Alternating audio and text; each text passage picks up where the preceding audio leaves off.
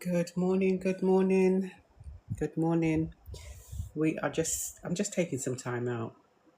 I've had such a busy week the past couple of weeks, and yeah, I need to slow down and take some time out. No better way than coming on here and taking some time out and letting you join me, just taking time out and pausing. That's the best thing to do right now. Just pause. Good morning, laddie. Good morning, Tessa. I am literally taking time out today and just thought I'd come on and just encourage people to just take time out because sometimes we can just go 100 miles an hour. That's what I've been feeling that I've been doing recently, going 100 miles an hour. And I just need to pause because my body's been whispering to me. You know that saying, your body will whisper before it screams. I've been at that point. It's we've been doing we're doing too much, doing a lot. So it's time to just pause and take that time out. So I'm just having a moment of pause and just chilling and doing nothing, because doing nothing is doing something, right? Absolutely, doing nothing is doing something. But how is everyone doing? Do come in and say good morning. Probably only going to be here for a few hours, and then just taking some time out, learning to just relax and chill. Found the coolest part of the house. It's quite cool today, actually. But yeah, I'm just taking some time out. But welcome. Hey, Angela. Let me see. Yeah, we are just taking time out. Just come and take some time out with me. I've been doing so much recently. Sometimes that you've got so much to do and you don't even think about pausing and taking that time for yourself. I've been doing that recently for the last couple of weeks, and what's happened is that my body was indicating to me that I'm going to end up making myself ill. I started getting headaches. I mean, the heat does not help the situation. The heat has not been helping the situation. Don't get me wrong, we love the summer, right? Many of us love the summer. It is unbearably hot, but we're enjoying it while it's here, because when it's gone, it's gone. What's been happening with me is that it all started with headaches. I've been waking up with headaches. Now I thought, good morning. I thought that my headaches was associated with probably dehydration, because when I'm at work, I don't drink as much water as I should be drinking. And I know that, I recognize that. But when I'm at home working, when I'm working from home, I can drink as much water as I can take. And that's what I do. Good morning, Queens. All I'm doing this morning is just taking some time out. And I just invite you to take some time out with me. Because, sometimes we do not take time out when we need it. So I'm just doing me this morning. And I thought, let me invite some of the community, anyone else as well, just to take time out for yourself. Even if it's like 10, 15 minutes, just take some time out. So I was saying that I have been going 100 miles an hour the last few months, about 4 months, because as well as doing everything that I need to do, I am also exploring a new business venture, which is exciting and everything. However, I didn't realize just how much this new business venture would command from me. I didn't realize. Not that I went into it blind, but I did not realize, on top of everything that I'm doing as well, because I'm still doing everything that I need to do as well. So what started happening was about 2 weeks ago, I started waking up with fuzzy headaches to the left side of my head. And I was slightly concerned because I'm not a person that gets headaches. I used to be a migraine sufferer years ago, but I don't get headaches of late. So with this headache to the left side of my head, it was like, oh, yeah, I was a bit concerned. So I thought, okay, let me just rule things out because, sometimes we rule things out before we go to see our GP. That's the route I decided to take. Good morning, Queens. Good morning. Welcome, welcome. We are just taking some time out this morning, right? So I'm just sharing with you what's happened to me in the last couple of weeks. So I started waking up with headaches, fuzzy headaches. And then the headaches were concerning to me because I'm not used to having headaches. So I was trying to rule out, is it the heat and my body's dehydrated. So I started drinking more water, particularly on the days when I was working from home, just drinking lots more water. The headaches did subside a little, so I thought, okay, it may well be that I'm not drinking enough water. So moving forward, I started getting headaches even more when I waking up during the evening, and I thought, But at the same time, I've got to give you this context. At the same time as this is happening, I am working 100 miles an hour. I am doing all these things around my normal job, everything else, and this new business venture. So what's happened now is I've now woken up with, oh, that I can wait. I've woken up with a headache, right, to the left side of my head, and also fuzzing at the back. And then on top of that, hold on a sec, pause.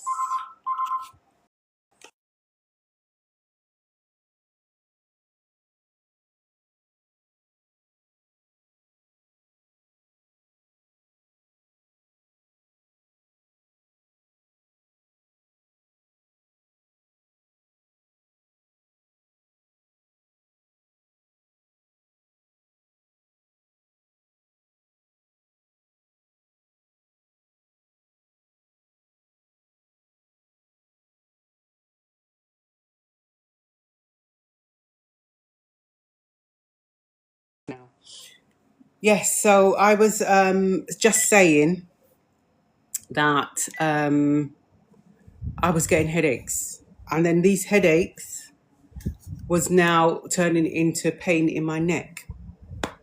And so it just goes to show you that, you know what, when you are doing so much, that you really need to listen to your body, really need to listen to your body. Because my body was telling me exactly that I needed to slow down. I was just doing too much, absolutely doing too much.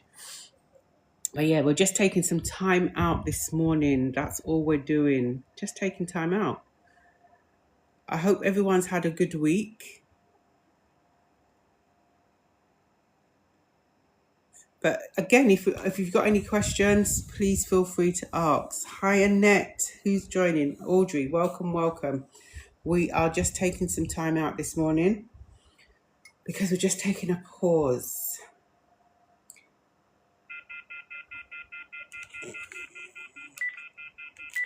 We're hoping everyone's had a good week.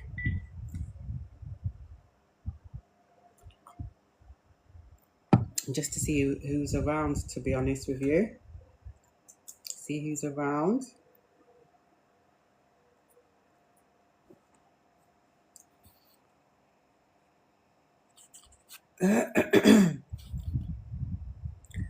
Menopause Wellness Community, if you are around and you'd like to pop in and say hi, I'm literally just taking some time out this morning because, one of those, it's been a couple of weeks that I've been going 100 miles an hour and I need to slow down. We just try and push through everything, don't we? We feel that, yeah, we can do it, we can get it done, but then what happens is that we can make ourselves so unwell, so unwell, which that I was recognizing recently. So I just needed to slow down. So today I am doing very little because I'm taking that time out. Overheating. Why is it always overheating? I think I need a new device. Definitely need a new device. But Paula, how are you? taking some time out this morning. I know I'm not normally on, and Deanne as well, welcome. I'm not normally on a Saturday morning.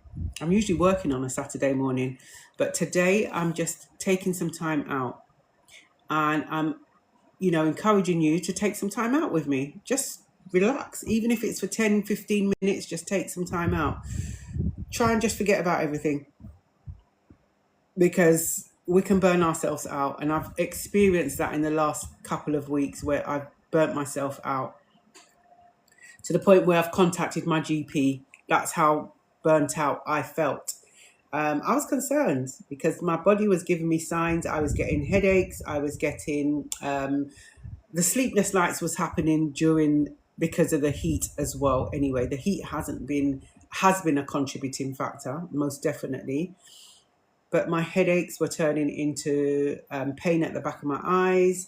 And then what the most serious thing was that I was really concerned about was one morning I woke up. It was probably once I woke up, I had a headache. And then by the afternoon, I had the pain, the left side of my neck, could not move my head.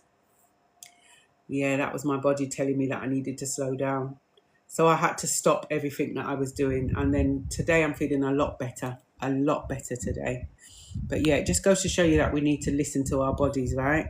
We need to absolutely listen to our bodies. I don't know what's going on with this now. Normally I would see. But Paula, how are you? I don't know if you're still here. We're just taking some time out today and just relaxing. I'm just taking some time and trying not to do as much things as I'm normally doing. That's what we're doing.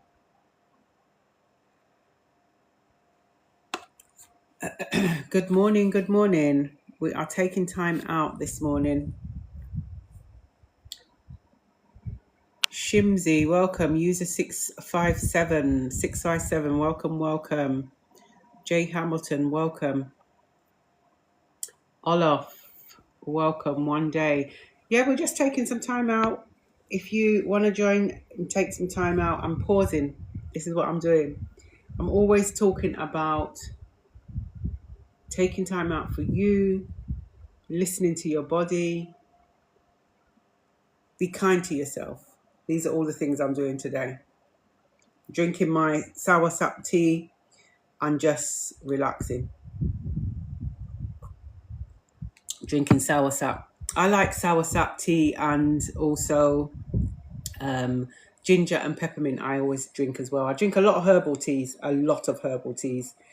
But yeah, I'm drinking soursop tea this morning. Soursop tea with a bit of honey in there. Very nice. But welcome everyone. Jewel, welcome. Marvelly. Sweet Apple, how are you?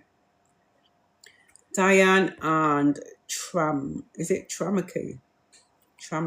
Yeah, I'm going to call you Tramake. Welcome. I'm having... Yeah, listen, we have to have that time out. I said this morning when I got up, I said, I am not doing anything. If I'm going to do anything, it's going to be very little. And I'm giving myself permission to do that. Can I get up and start dusting the house? Absolutely. But do you know what? I'm not doing it. I'm not going to do it today. I'll do the dusting another day. I'll do the deep cleaning another day. I really need to just pause today and do very little because I was making myself unwell. Good to hear, Sweet Apple. And this is the thing we do, right? We just get on with it. Why do we do that? We just get on with it. We just think to ourselves, you know what? Let's just get on with it. But as I said, I experienced this week a scare that I was a bit scared what was going on with my body. And it's because I was just getting on with it and doing too much. Sometimes we've just got to pause and stop thinking about what we've got to do in the house, what we've got to do with work, what we've got to do with all, family concerns. We've just got to pause sometimes. Maria. I'm sorry to hear that, Maria. Hi, Salak. How are you? I'm so sorry to hear that. And this is what I'm saying. Sometimes we have to pause, right? I was thinking about this week stress and anxiety. Now, stress and anxiety, they are natural responses, isn't it?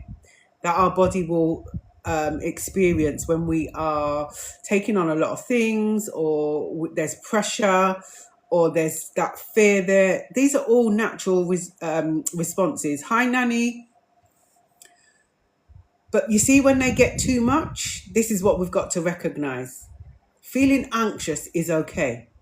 But when it gets to the point where the anxiety is impacting our day-to-day routine, this is when we're concerned. The same thing for stress.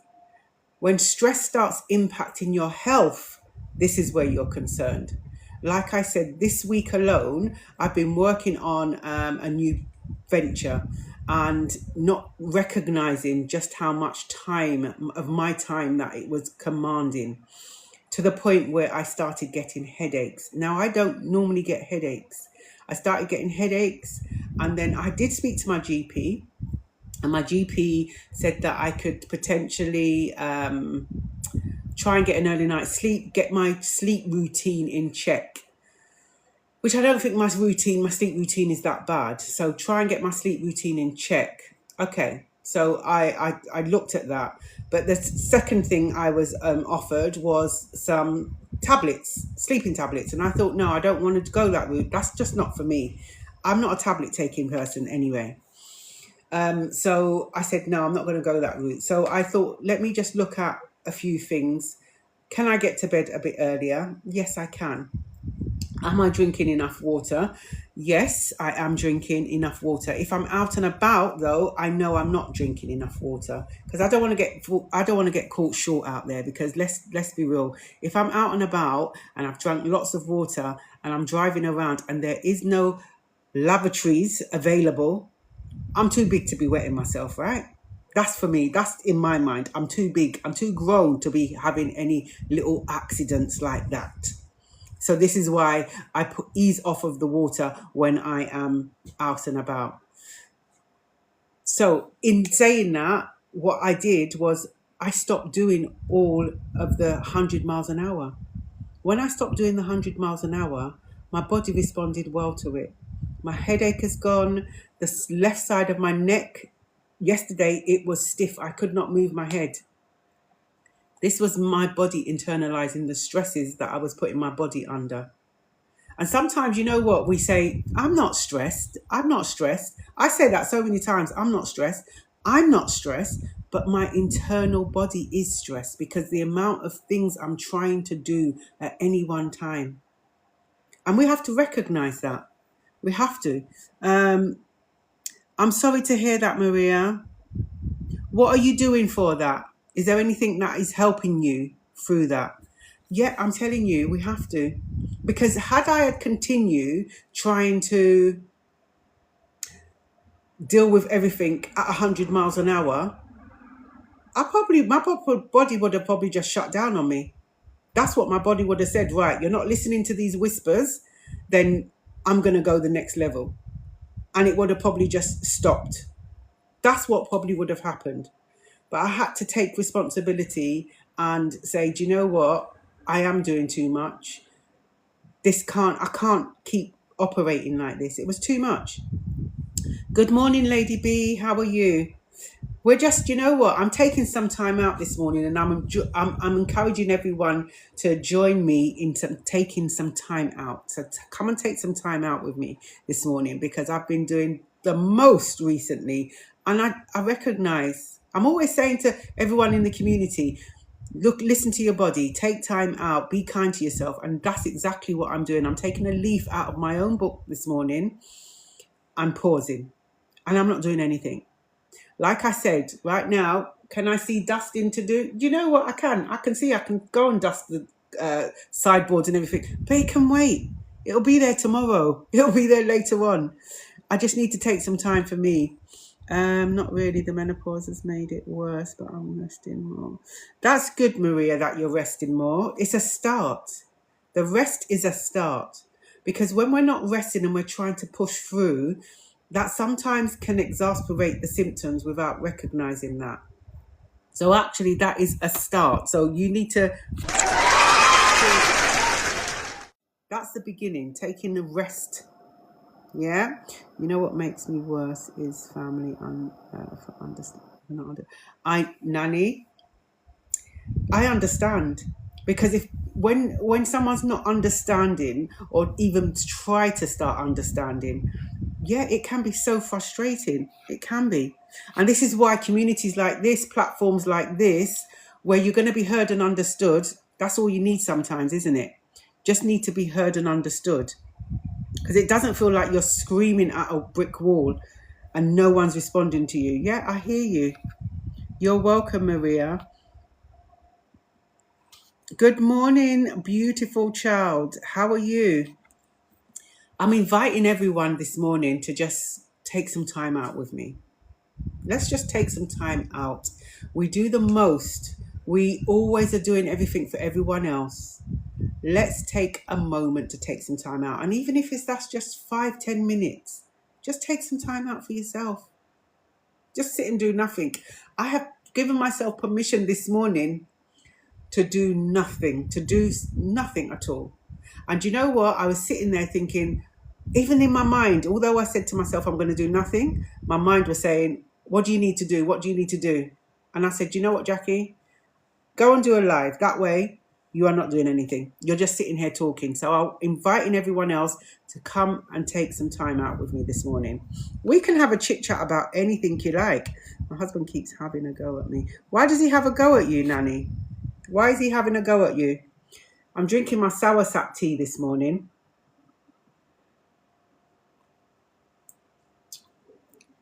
Why does he keep having a go at you? Good morning, Queen. Yeah, thank you for liking the live. We are just having some time out this morning. We deserve some time out, right? Because, yeah, it's a lot. It's a lot. It can be a lot.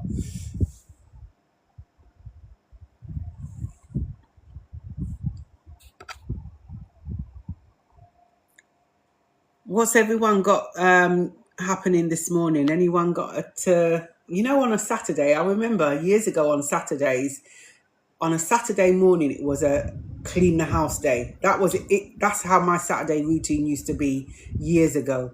Up in the morning, clean the house from top to bottom, go and do the shopping, and then come back home and then rest for the day. That's how my Saturday routine used to be. It's not like that anymore. A lot of the time on a Saturday, I'm actually at work. Good morning, Queen Aid. How are you this morning? We are just taking some time out because we deserve some time out.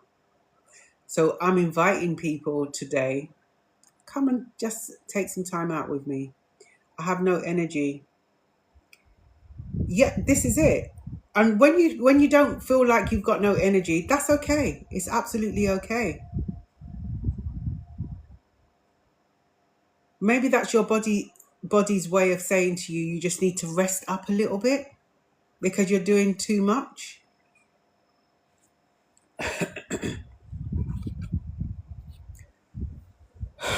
You notice how quickly, though, I notice how quickly my body responded to, when I responded to my body's whispers, right? I noticed how quickly my symptoms started to subside. Totally disappeared. Remember, yesterday when I woke up with a headache. I already spoken to the GP and my headache was still there in the afternoon. By the afternoon, the headache went from the back of my head down in my neck. And it's interesting because the GP asked that question when I spoke to the GP. Do you have any stiffness in the neck? I said, no, I don't. At the time I didn't. But no more than 24 hours later, I had a stiff neck. I was concerned. And I said, you know what? I'm doing too much. I need to pause. I need to stop doing all this. I need to stop moving 100 miles an hour. I need to slow down a little. And that's what I did. So yesterday, actually, someone in the community, our London, recommended that I eat kiwis before going to bed. And I did my research as well, as I do, and as I always encourage everyone to do. I did my research, and eating kiwis, 1 or 2 kiwis before bedtime, an hour before bedtime, can help with your sleep. Because it has serotonin in, it helps calm the body. It helps the nervous system. So therefore, I took 1 kiwi 2 nights ago, and last night I had 1.5. The reason why I didn't have 2 is because there was 3 left, and I was encouraging my husband to have them as well. So we had 1.5 each, and I had a better night's sleep. Call it a coincidence, but I had a better night's sleep. So I'm going to go and buy some kiwis in a little while, isn't it? That's one thing I'm going to do today. Leave the house and go and buy some kiwis, because I'm going to stock up on these kiwis and have them an hour before bedtime. Husband thinks I must go on all day and stay. Oh, no. No.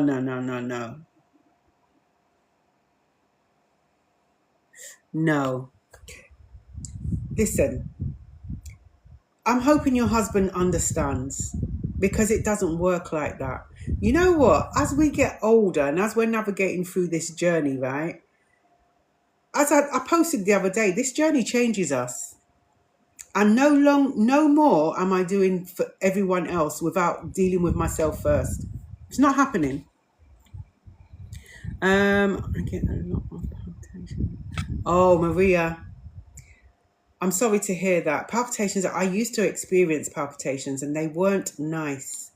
It wasn't something nice to experience. It's quite overwhelming, isn't it? To the point where it's scary having those.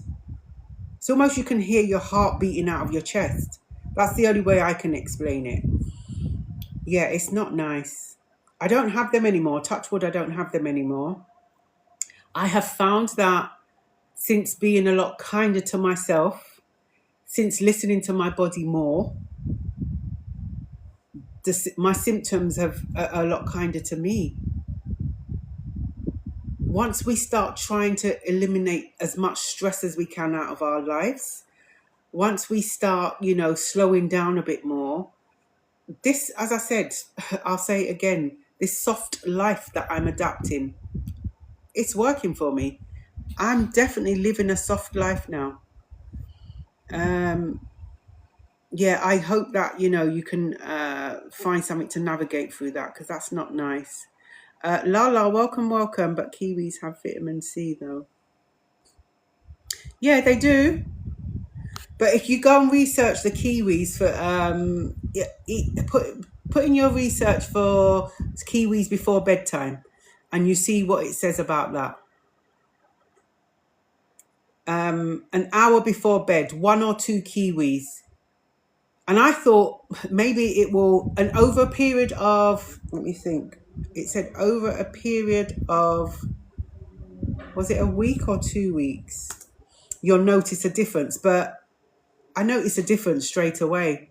And everyone's body's different, remember? Someone may take it that day and it may have an impact on them. It may take longer for someone else's body to respond to it. Hi, Florence. Good morning, everyone. We are just having some time out. I'm encouraging you to just join me for some time out. I'm taking some time out this morning because I've been doing the most recently. I have been working 100 miles an hour. Those of you who know me in the community already know that, as well as doing this, my main role is a first aid instructor. On top of that, I do other things. And recently, 4 months ago, we started a new business venture, and I've been doing the most, trying to get everything done to get this up and running for October. And in that, I put my health at risk. And as I always say, our bodies whisper before it screams. My body was whispering to me, and I had to listen to it. And I did listen to it, and I feel so much better today. So I'm actually, rather than dusting and cleaning the house and doing everything else, I'm stopping, I'm pausing, I'm giving myself permission to stop and do nothing today. Or if I'm going to do anything, it's going to be very little that I do. and I'm not going to feel guilty about it. So I'm inviting you, yeah, to just join me to just take some time out. Hi, Florence. You're saying take time for me and let me. Absolutely. Listen. There. Just because you decide to take some time out, the housework ain't going to have a holiday. The housework is going to be there, right? Don't get me wrong, there's certain things. I know for me, before I go to bed, during the day, I try and clean up as I go in the kitchen area, right?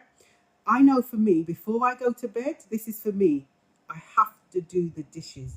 No matter what time it is at night, before I go upstairs, I'm washing up those dishes, right? That's how I have in my mind that I need to do, because otherwise, for me, I can't sleep properly if I don't have those dishes done. That's the last thing I do before I go to bed. But other than that, if there's dusting or vacuuming that needs doing, do you know what? I'm going to leave it until tomorrow. Tomorrow's another day. Absolutely. And someone else can do it. If someone's in the household, someone else can do it. Yeah, definitely. Hi, is it Maria? Marie. Welcome. Yeah, so we're just taking time out today, Queens. We are taking time out today. Mains Facial. Welcome. How are you? Shan, welcome. So who will dust and clean the house? Listen, the house will stay there. It's going to be there, right? Who will dust and clean the house? I will do it when I'm ready. You know what? I used to clean the house. It used to be, I just mentioned a little while ago, Shan, that I used to get up on a Saturday morning and clean the house from top to bottom, or from bottom to top. Either way, the house would be cleaned from top to bottom to top. And I said to myself, do you know what? Working that way no longer serves me. Cleaning the house from top to bottom or bottom to top, it no longer serves me. So I don't clean my house like that anymore. I take my time, and over a period of a few days, I may do the household appliances one day, clean the cupboards another day. I focus on one thing, and that's what works for me. So I just reevaluate my systems that have been in my life for years, and actually some of my systems that I've been used to doing, they're no longer serving me a purpose. So I'm just switching things up, and I allow that. So who will dust and... Yeah, I will do it eventually. Or, if I've got the money to do it, I get someone else to come and do it. But I'm not beating myself up about it. If I'm not doing it, it will be there tomorrow. Winnie, thank you for the follow. Welcome to the community. We are having a morning of just relaxing, taking some time out. I'm encouraging you to join me to take some time out. Come take some time out with me. So, I'm going to put this on here. That's what we're doing this morning. Yeah, we've got to recognize that we need to slow down. Look, the house will be there. The cleaning will be there. The cleaning isn't going anywhere. Even to the point, the dishes are not going anywhere. They're going to be there. If you're the only one cleaning up, then it's going to be there until you're ready to do it. But sometimes we try and think that we have to push through. We have to keep pushing through. And sometimes when we do keep pushing through, that's when we can become unwell. We have to listen to our bodies. We really have to listen to our bodies. But do come in and say hi. What have you got planned for today? Leela, how are you? I'm going through perimenopause. I'm starting to experience palpitations in my chest. Okay. Leela, thank you for joining the live. Good to hear that you're okay. Palpitations is not. So has it been confirmed that you are going through perimenopause? And you know what? I asked this question, and to be honest with you, you know your body, don't you? I'm always saying you are the expert of your own body. And you know when something is different because it doesn't feel right. This is not the norm for you. So yeah, palpitations, they're not nice, are they? Absolutely not nice. Touch wood, I don't get them anymore, but yeah, they're not nice. But I would say though, Leela, if you are concerned about your palpitations, please go and see the GP. Please go and see your GP. You know, that's what they're there for. Go and get it checked out, because although we may say, yes, it is definitely part of perimenopause, it may not be. So get it checked out to see if it's anything else, so you can rule out everything else, so then you know that, yeah, it's to do with perimenopause.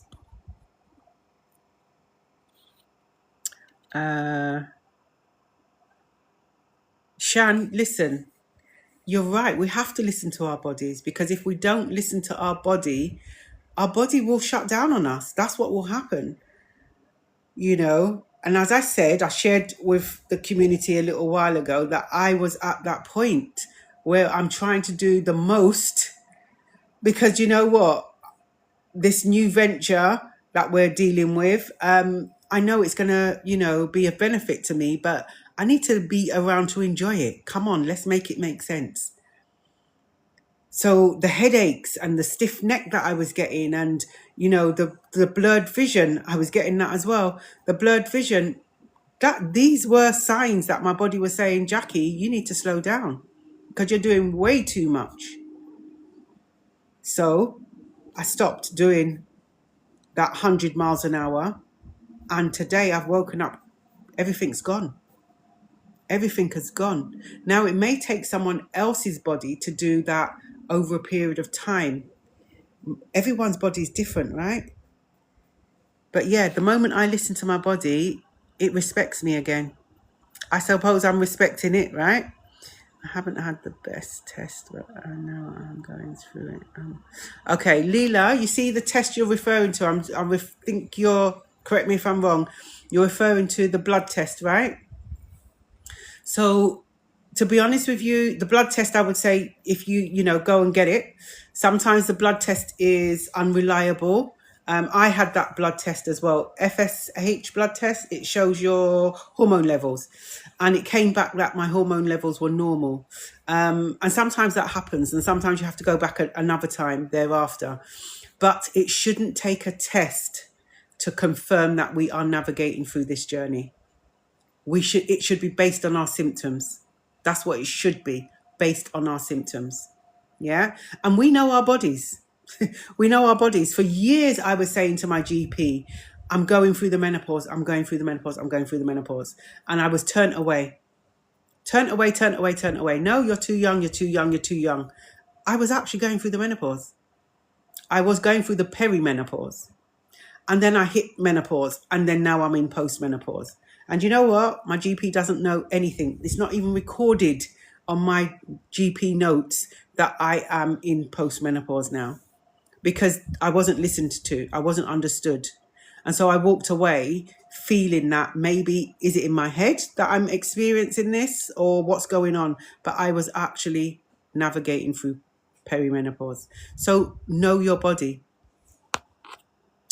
But yeah, do definitely go and speak to your GP about, hey, Shelly Ann, do definitely go and speak to your GP about what you're experiencing.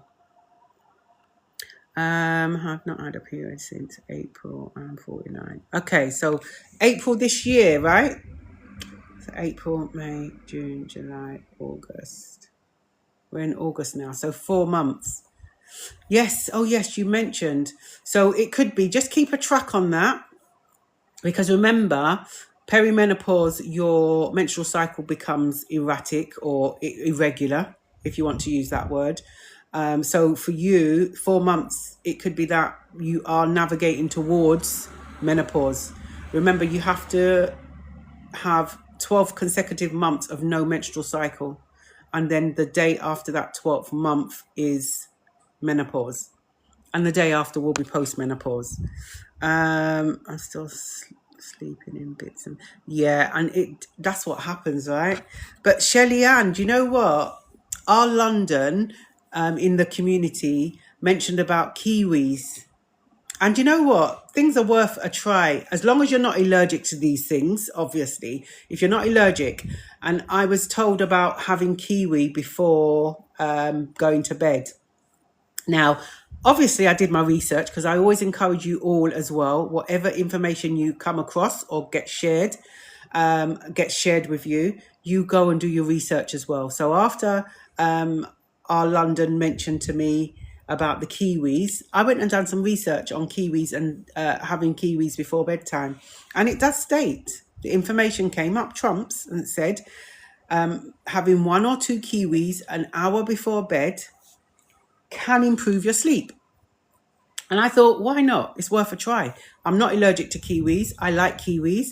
So I bought some kiwis and I had 1 kiwi an hour before bed. And I noticed a difference in my sleep that night. Call it coincidence. So the next night, I had 1.5 kiwi. 1.5 rather than 2 is because there was 3 left and I wanted to share with my husband. So I encouraged him to do the same thing. So we had 1.5 kiwis each. And that was last night. And I got a better quality sleep last night. Call it coincidence, but I'm going to go and get some more kiwis today. So, you know, things are worth a try. And I thank our London for mentioning the kiwis. Thank you for the roses. We are here today. We're just kind of like taking some time out. We deserve some time out, right? Sometimes we do the most. And sometimes our bodies will say, slow down. And we have to slow down because otherwise our bodies will, there's going to be a consequence. There may be a consequence. My consequence this week was the headaches and the stiff neck. It was scary. Do you know what? I don't experience headaches. I don't generally experience headaches. I may experience like kind of like fuzziness behind my eyes if I've been on the screen too long. Other than that, I don't experience headaches. So when I was waking up every single morning with a headache, this isn't normal. After the second day, I thought, okay, maybe it's water. Drink some more water to try and rule it out. And then more headaches. And I thought, no, something's not right. But I realize now it was that I was doing too much. I was trying to work on top of work on top of work. It wasn't working. Not with my soft life. I've adapted a soft life, right? So the soft life and working 100 miles an hour, they don't work together. So I've got to choose one or the other. Hadi, thank you for the follow. Welcome to the... We are talking about, do you know what? We're taking some time out and we're talking about life in general and talking about menopause, as this is a menopause wellness community.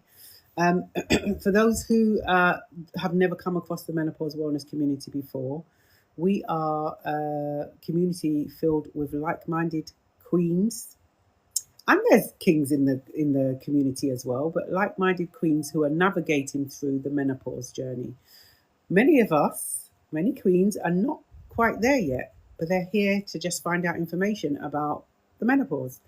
And this is what we're here. We are here being educated about the menopause, finding out what it is, the stages of it, why does it happen, and how we can navigate through it.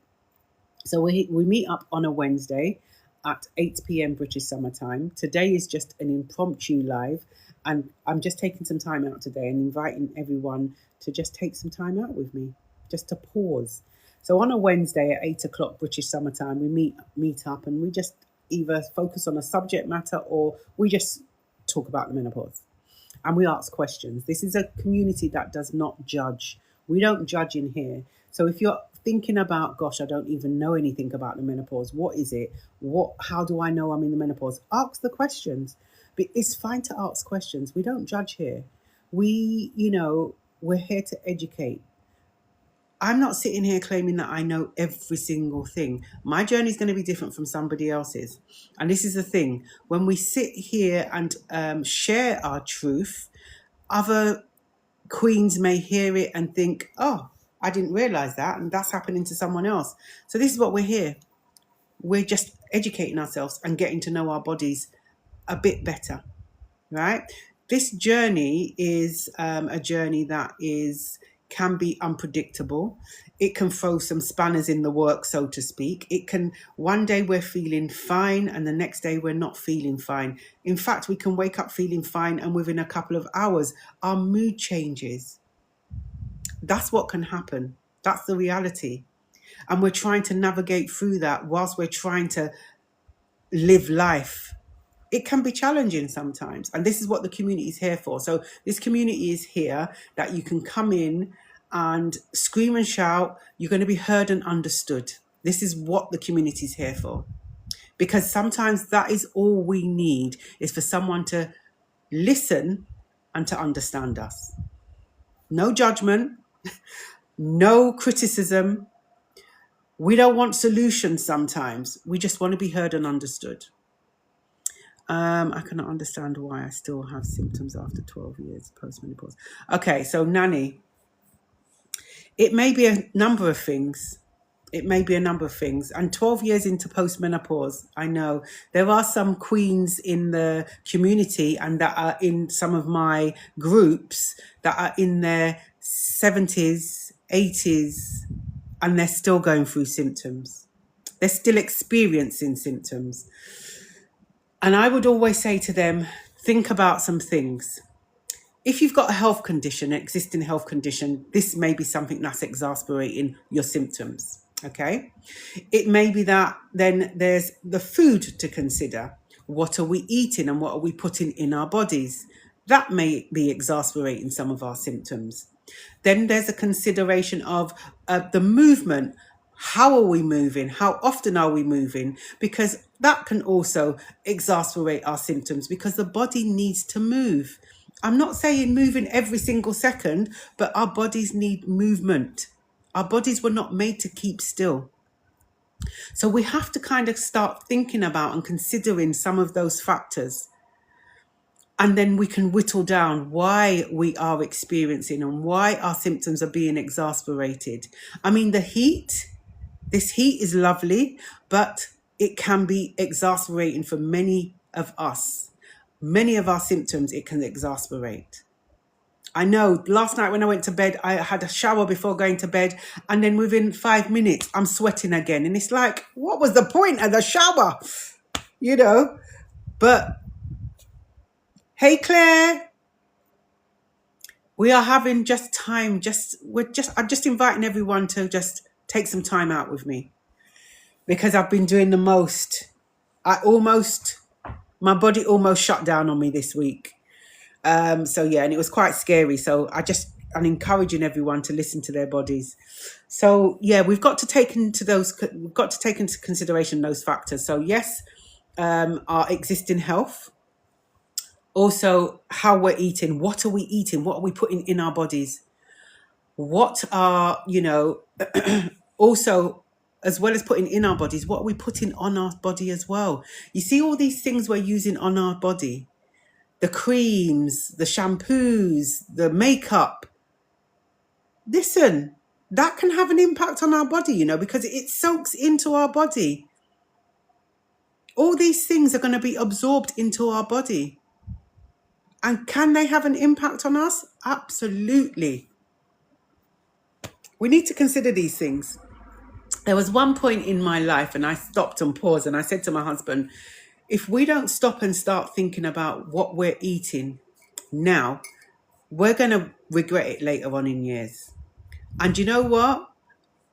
Had I wished I'd done it sooner? Absolutely. But today is the good day to start with anything. This is what I'm saying to you. Today's a good day to start with it. With everything you want to achieve. Today's a good day to start. Cannot use much herbs because I have. I know you mentioned. I remember you mentioning that. So you've got to kind of see if there's anything else out there. This is the thing, right? This trial and error, this journey that we're navigating through. We're also trying to identify what is working for us because, as you've just pointed out, you can't take herbs. So one size does not fit all. This is why when we're hearing things in the community being shared, it's fantastic that people are sharing what is working for them. We can listen to that and think, that's something I may want to try. But if we've got any existing health conditions or we're on any medication, we need to do our due diligence, because some medications are not going to work with certain things. Some health conditions may be exacerbated by other things. So we need to just check and ask the right questions. Go and speak to our GP or go and do the research. So we know that we're not going to put ourselves in any dangers if we're going to start taking something new, start introducing something new. Yeah. So yeah, and so this is why the community's here. And as I said, we meet up every Wednesday. So those of you who don't know me, my name is Jackie. I am a menopause wellness practitioner as well as a menopause nutrition and weight loss management practitioner. And yeah, it's just all about communicating, educating ourselves. Wake up with anxiety this morning. Oh, Shelly Ann, I'm sorry to hear that. What have you done? Do you know what has triggered the anxiety? Because sometimes we can pinpoint what triggers our anxiety. Do you know what has triggered it? And have you tried box breathing? Box breathing, again, go and do your research. Don't just take my word for it. Box breathing. Okay, so you don't know what triggered it. And sometimes we do. We sometimes can wake up. Our subconscious, right? There's a lot of things on our mind. Life is life in. And sometimes we can absolutely wake up feeling that way. Have you tried box breathing? If you haven't, maybe try box breathing. For those of you who don't know what box breathing is, let me do some box breathing. Let me drink my tea.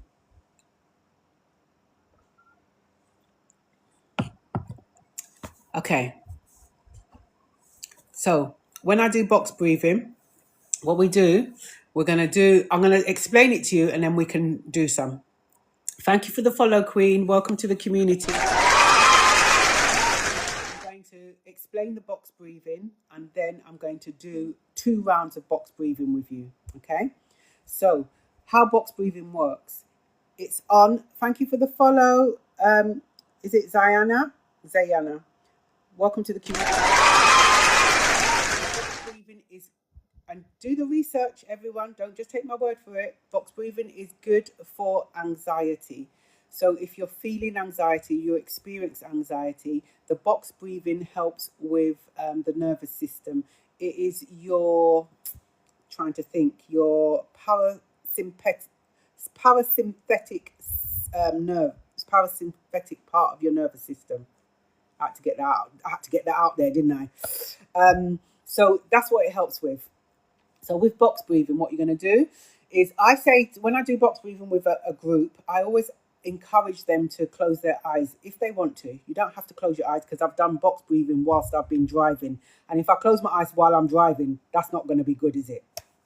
So what you're going to do, okay, just if you can, close your eyes if you can. If not, what you're going to do is just sit upright, okay, and relax. Try and get everything out of your mind if you can. Try not to think about anything. But that's not going to be important. It's breathing. What we want to do is breathe in. And when I say breathe in, don't just go like that.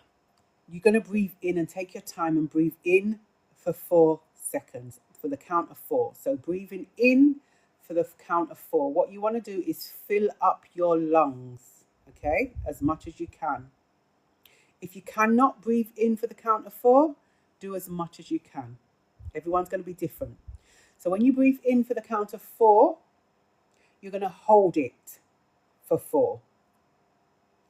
And if you cannot hold it for 4, you hold it as long as you can. But the ideal thing is going to hold it for 4. And then when you hold for 4, you're going to release it. Now, when you release it, I don't want you to like that. I want you to slowly empty your lungs for the count of 4.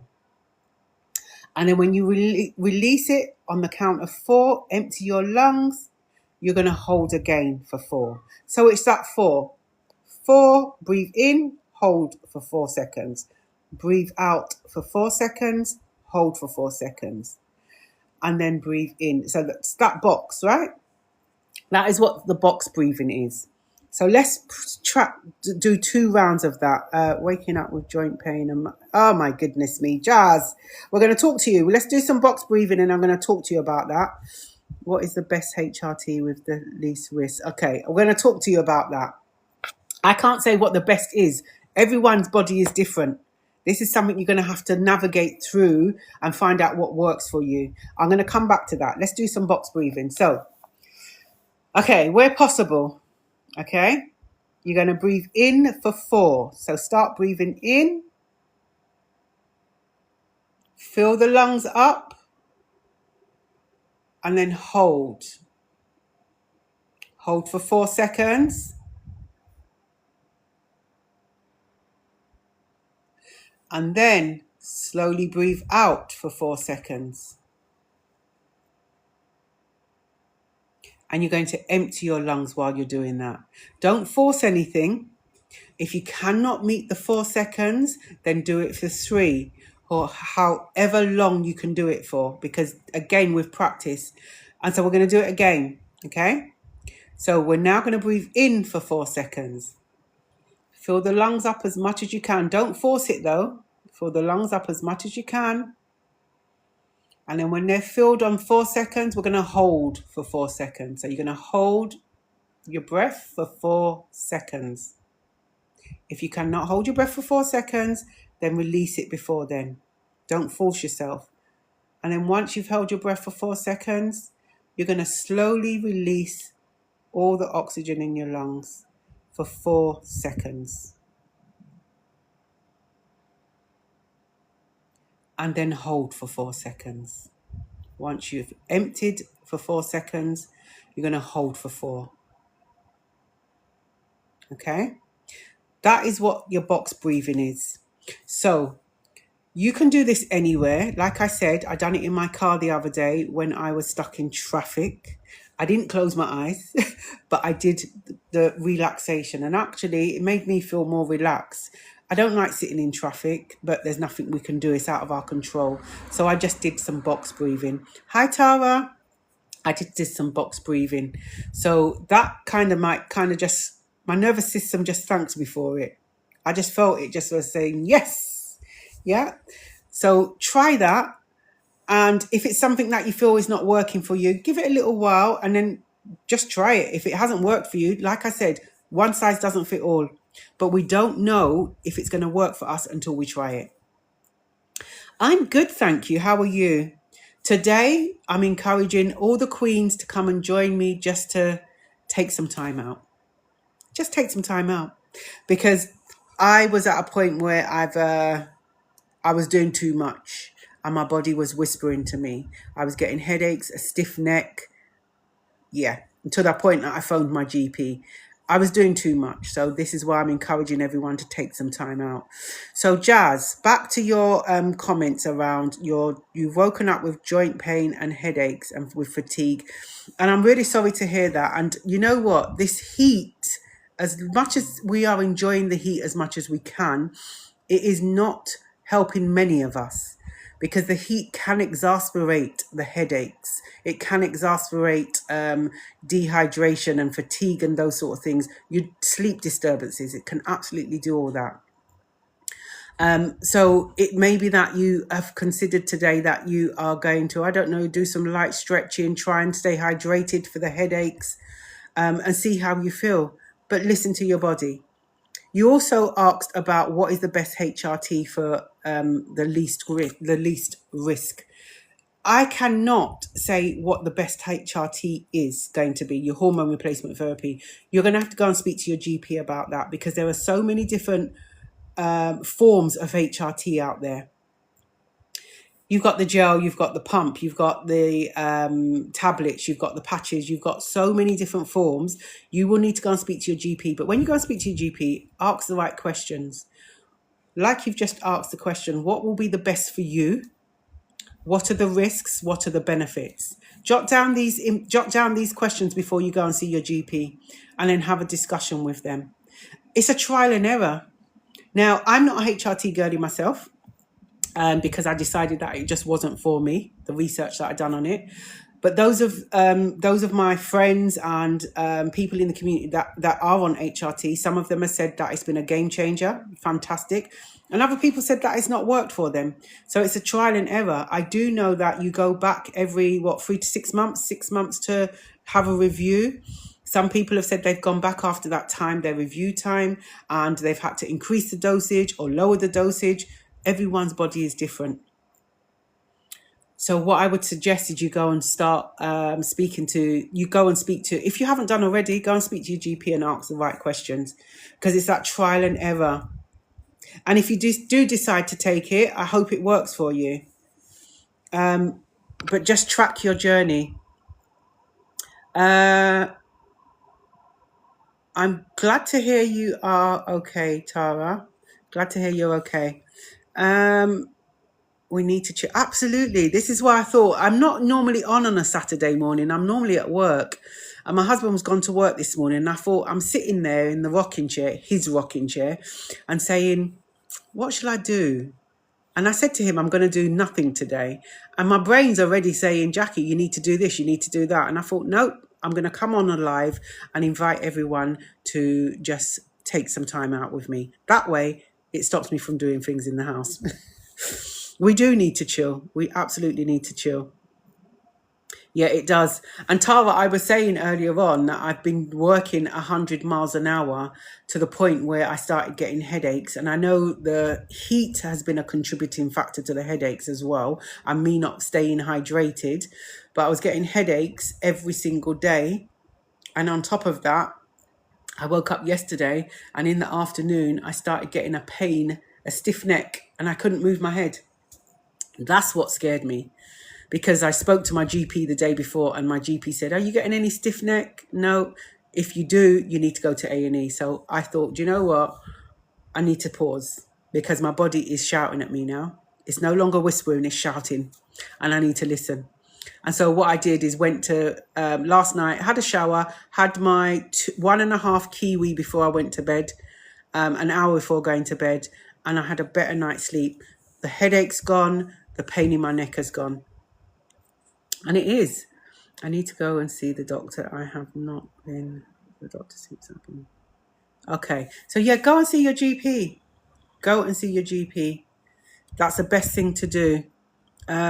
Jew Taylor, welcome. I've just started the spray change from patches. Oh, is it working for you? Thank you for sharing that. Is it working? And this is the thing, there's so many different forms out there, isn't there? And you have to find, it's almost like it's a trial and error. You know, when we start navigating through this natural transition in our lives, it's almost like a trial and error. And we have to then figure out what is going to work for us. And whatever works for you, let's not apologize for it, right? If you're on HRT and it's working for you, good for you. Do not apologize for taking HRT. Do not apologize for taking the natural route. If that's your choice, that is your choice. Yeah? You do what's right for you. You're welcome, Jazz. You're welcome. Absolutely. Lady L, thank you for the follow. Welcome to the... It's okay so far. Convenient patches weren't sticky. Okay, yeah. And I've heard that a lot, that the patches, particularly in this weather, keep coming off. There's a lady on here actually on social media. She said that she was using the patches. I've forgotten her name now. She said she was using the patches and she changed because the patches, or she was talking about how to keep the patches on. But everyone has their own dilemmas with these things, isn't it? Everyone is different. We can listen to so many pieces of other people's experiences. That experience may not be relevant to us. It may give us some light bulb moments that we think, oh, I didn't think about that. So yeah, it's always good to listen to other people's experiences. But remembering one size doesn't fit all.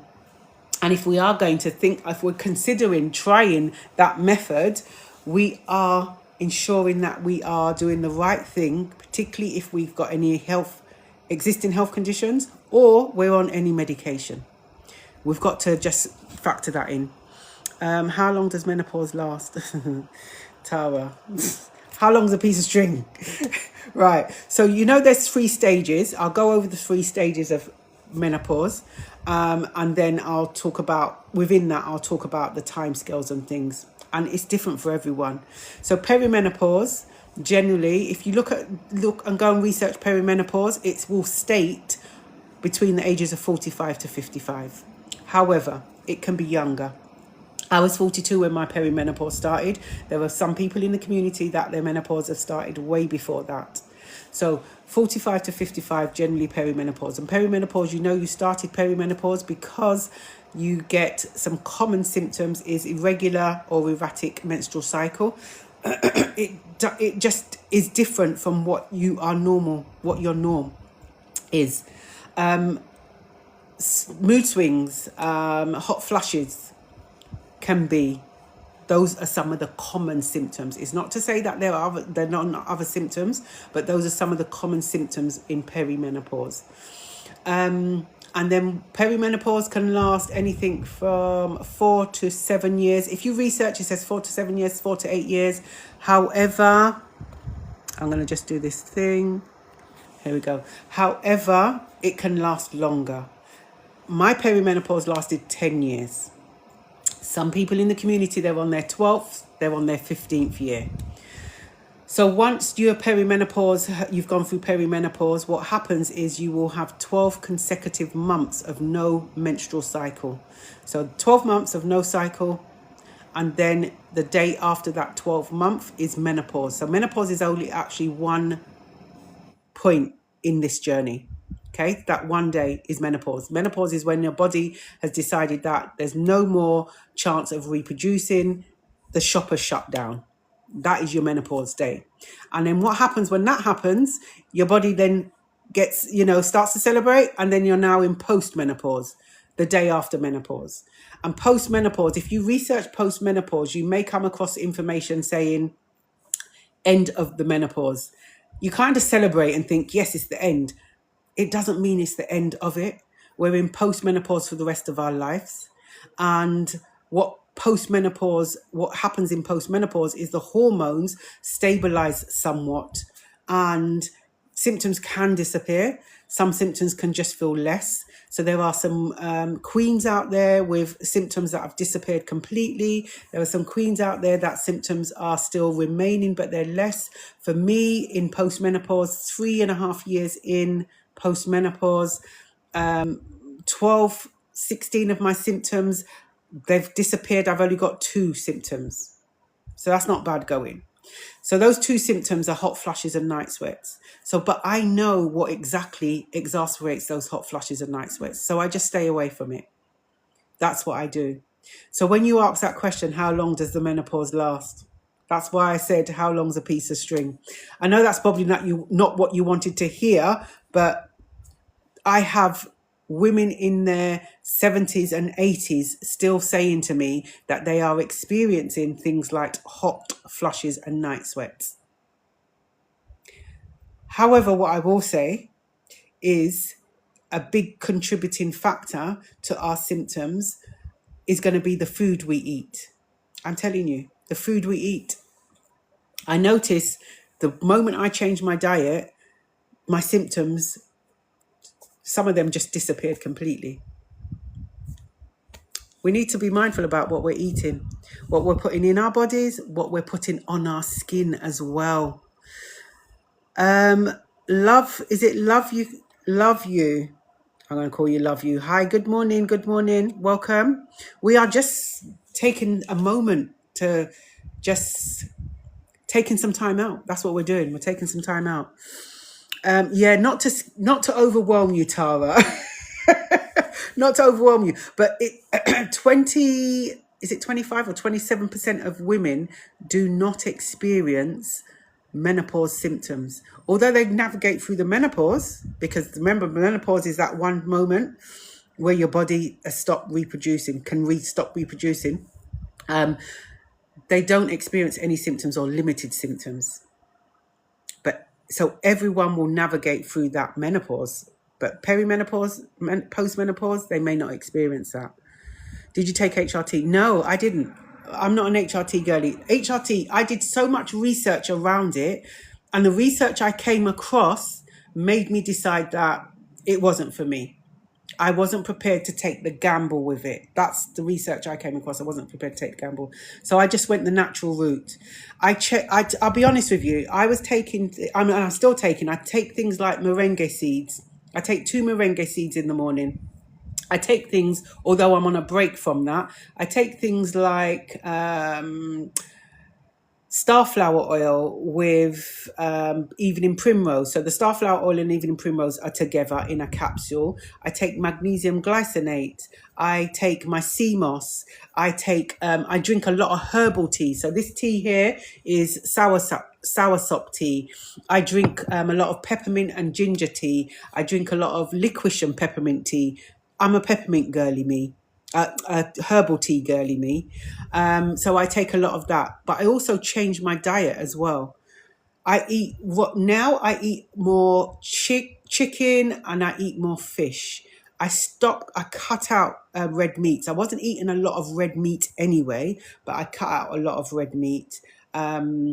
I probably say that I've totally gone off of red meat, so I avoid it completely. I used to like lamb every so often, but now, so chicken and red meat, my diet is, I have a lot of those grain, I make up a lot of grain bowls. So I'll have the grains with, like yesterday for lunch, I had, is it imbami seeds? I can't even pronounce the endami beans. With sweet potato, some grains, some spinach, an avocado with it. So that's the sort of things I eat. But I noticed when I changed my diet, it changed my symptoms completely. Changed the symptoms completely. But as I said, everyone goes through a different stage. So it's, you know what, although I say to you that, hey Jen, although I say to you that we are not alone in this, we don't have to be alone. There is a point of the journey that you have to travel it alone. And that's the point when you identify what is going to work for you, because only you can make that decision. That is your choice. And whatever choice you make, it's for you. I'm having a call fitted soon. Got to have a setting. Oh, you're having a call fitted. And again, if that's what the route you need to take, that's the route you need to take. Ask the right questions. I'm sure you've asked the right questions before you've decided to do that. Jen, we are just having a time. I'm inviting everyone to just take some time out with me, because I burnt myself out this week, really badly burnt myself out. So I'm just taking some time out. And being on here is stopping me from doing everything around the house. Do we carry on after 54? Yes, you can. You can. I'm 56 this year. And as I said, I'm in post-menopause, and two symptoms I'm experiencing at the moment. I don't know if that will change, but I am very much a person that I track everything, what's going on with my body. But however, there are some women that I know that are in their mid-60s and they are still having full-on menstrual cycles. Everyone's body is different. And you would feel many people feel that in mid-60s, you don't have any menstrual cycles anymore. Everyone's body is very different. Which is the worst stage of the... It's going to be different for everyone, Jazz. It's going to be different for everyone. My stage, the stage that I thought was probably the worst for me, was the perimenopause, because it was, the perimenopause, I believe for me it was the worst stage because it hit me like a ton of bricks. I wasn't expecting it. I wasn't educated around what to expect, because no one ever speaks about the damn thing, does it? No one ever speaks about menopause and things like that. So I wasn't expecting it, wasn't educated on it. So when these things were happening, I thought, what the heck is going on? You know, I started off with night sweats. Then hot flushes came into the equation, and then tinnitus came into the equation, itchy skin, swelling. My hands, my soles of my hands, my palms of my hands, my soles of my feet started feeling like they were on fire. I started walking sideways like a crab. Listen, there was so much going on. This is why, for me, the peri, man, I'm telling you, wasn't good. Wasn't good. And I'm so glad that my husband, he's got the snip. And trust me, because you can get pregnant during perimenopause. There are a lot of menopause babies out there. Trust me, there are a lot of menopause babies out there. But yeah, so everyone's going to be different. But for me personally, it was peri. Peri wasn't great for me. My friend's 54, so I'm still having. Yeah, you can. As I said, I'm 56 this year, and I'm still having symptoms. And like I said, there are queens out there that are in their 70s and 80s, and they're still having symptoms. One symptom that has come up a lot in the 70s and 80s is UTIs, and the GPs are giving these women antibiotics after antibiotics after antibiotics, and not considering that it may be the postmenopause. Because after that time, people are not talking about it. I don't feel we talk about postmenopause enough, because we feel that we're under the way of thinking that once we hit the menopause and our body is no longer able to reproduce, that's it. That postmenopause phase is just going to fizzle out. But actually, not for everyone. Not for everyone. So yes, I was going to say that. Okay, so yeah, we are just taking some time out this morning. We are taking some time out. This is what we're doing. I was just doing too much this recently, and my body just whispered at me. It started screaming, and it kind of got me scared. It really got me scared, and to the point where I phoned the GP. I do not contact my GP for anything. But yeah, it was the headaches, the stiff neck, the blurred vision. I was just doing too much, and I just needed to stop. And so today I've given myself permission to do nothing. Absolutely nothing. The housework can wait. It can wait. It'll be there tomorrow. So just inviting everyone to just take some time out with me. What are the food triggers? Lady L, it's different for everyone. So I know sugar. Let's not talk about sugar. Well, let's talk about sugar, actually. Sugar is not great for any symptoms, right? So I cut out sugar out of my diet years ago. I would never say to any of my clients or to anyone that I'm speaking to, just stop sugar just like that. Just, if you are thinking about cutting sugar out of your diet, do it gradually, right? Now, I'm a hardcore girly, me. That's how I am. That's how I've been built. When I say I'm going to do something, I just do it just like that. And I just stopped sugar just like that. I went cold turkey on the sugar. I felt the benefits straight away. Sugar is not great. We did a live on sugar in the community a while back. All the lives, by the way, are on our YouTube channel. So you can, if you've got YouTube, go and catch up on the lives. There is one that is sugar, what sugar does to the body. So sugar isn't something that is great for the body in general. But when we're navigating through menopause, sugar treats us differently. It treats our body differently whilst we're navigating through the menopause. So it can exacerbate symptoms. So cutting sugar out, don't get me wrong, there are natural sugars in things like fruits, and there are certain foods that there is natural sugar in there. But we just got to be mindful about that. I still have honey in my tea, in my herbal teas. If I ever have cereal, it's very limited that I do have a bowl of cereal. But if I do, I won't have any sugar on it. I'll have nothing on it at all. Or I'll sprinkle some honey, depending on what it is.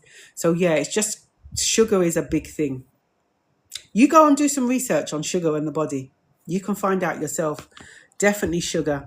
And just cutting out, and I know people say stay away from carbs. It's, again, Can we eat them? I eat carbs, but I just don't eat a lot of carbs because carbs turn into sugar. I just don't eat a lot of carbs, but I like my carbs. I like my plantain and my yams and things like that. I'm not going to stop eating them. I'm not going to stop eating them. But I eat them within moderation. But you have to find out what works for you. And when it comes to food, what I do suggest, Lady L, and anyone else listening in, is maybe carry out a food diary. With a food diary, we can get to identify just how we are eating, because sometimes life is lifing, right? And sometimes life takes over and we know we have to eat to fuel our bodies. Because if we're not eating, we're not able to function properly.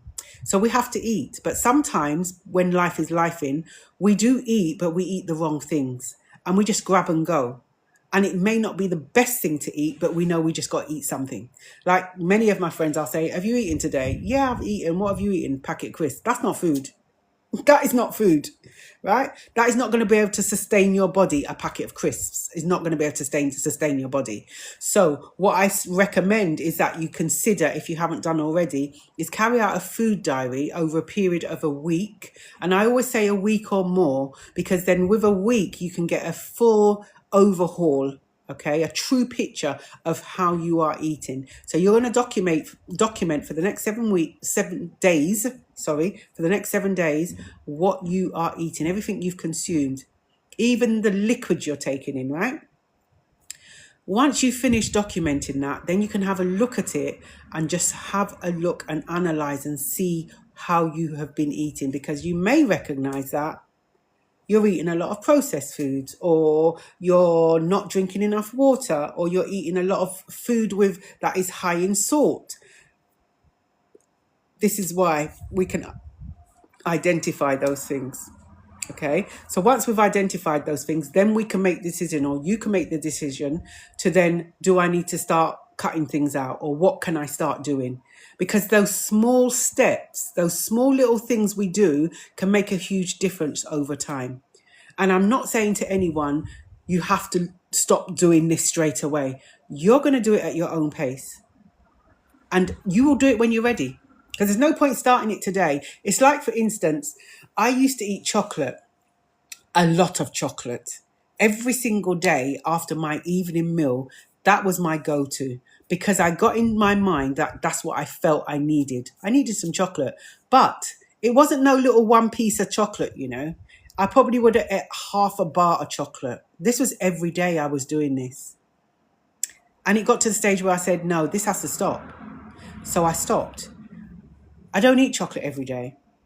Do I still eat chocolate? Yeah, because every once in a while, I feel like a bit of chocolate. And when I do have that bit of chocolate, I won't eat half a bar. I'll eat a piece of it and I'll be satisfied. And I don't feel guilty about eating that chocolate, because I'm not denying myself of a piece of chocolate that I fancy, right? So I'm not going to beat myself up about it. But I'm not eating chocolate how I used to eat chocolate before. So that's the change that I made as well. Chocolate and crisps. Oh my goodness me. Crisps. Not that I would eat loads of crisps, but again, crisps. The moment I cut out chocolate and crisps, I felt a difference within 48 hours in my body. That's what I felt, the difference in my body within 48 hours of cutting that out. So again, everyone is different.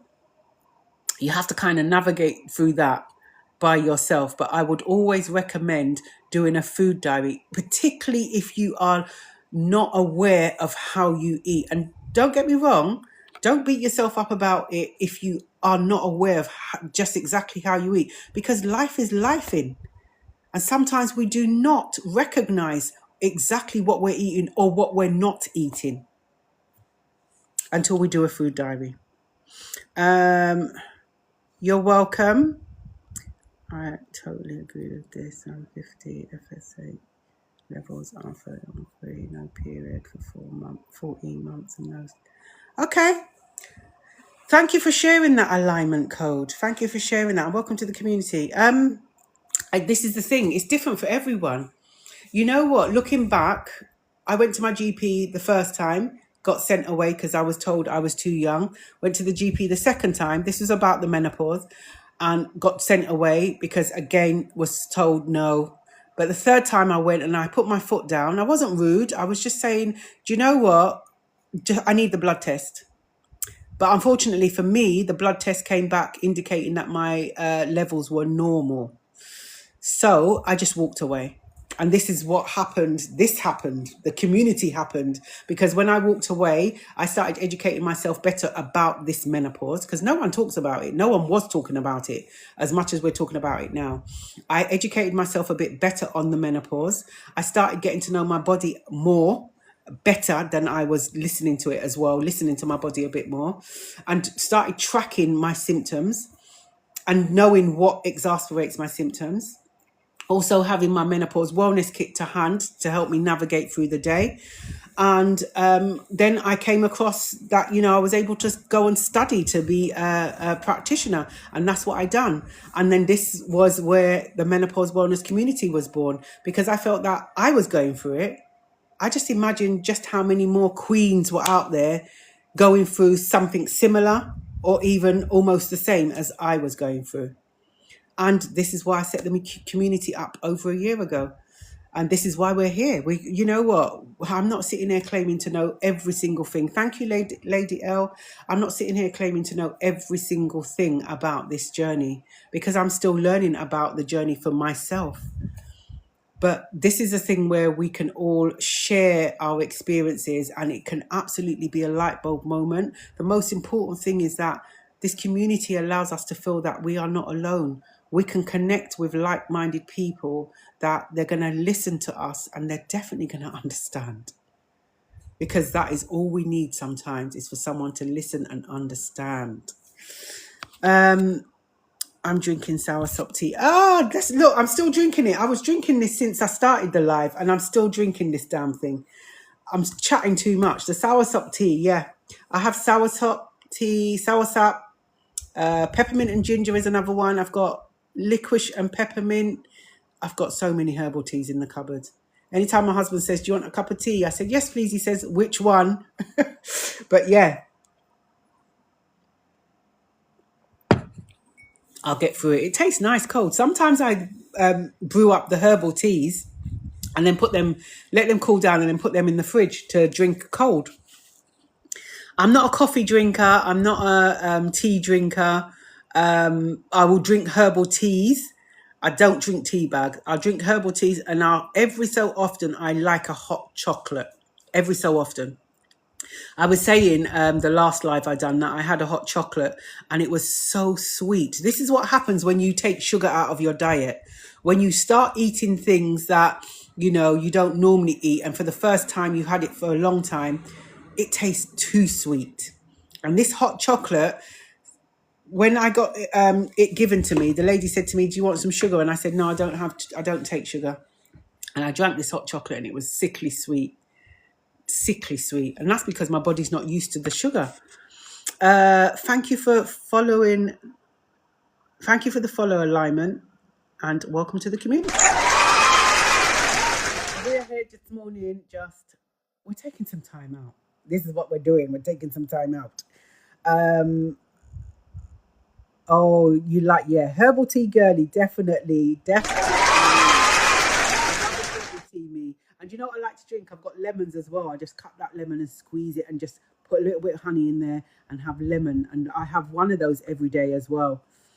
Thank you. Thank you. Do you buy herbal supplements from the herbal? Sometimes I do. So the supplements that I normally take, I need to get some more actually. Every time I finish my supplements, I will have like a little break in between. That's how I've always been, have a little break. Because then I get to know, are they actually working when I have that break?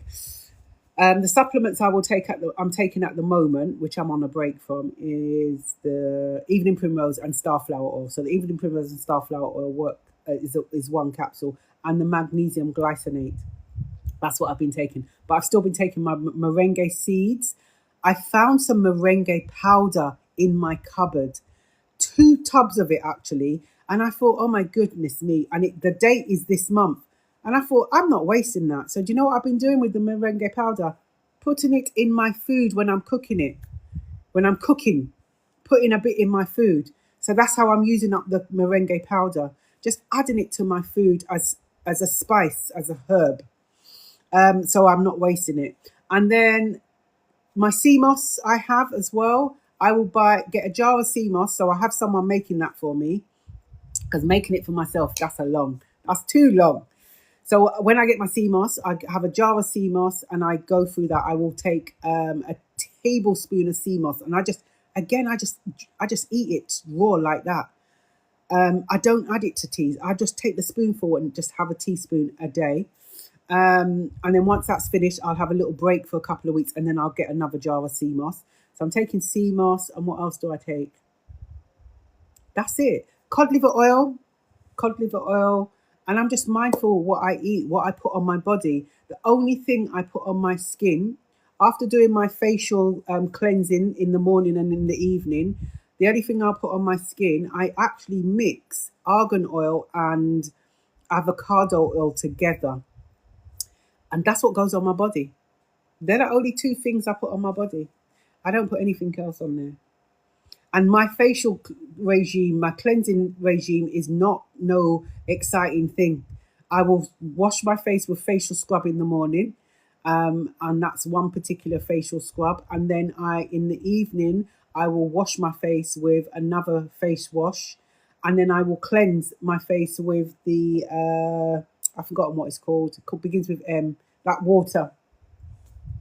That's what I do in the morning and the evening. That's it. Nothing extravagant.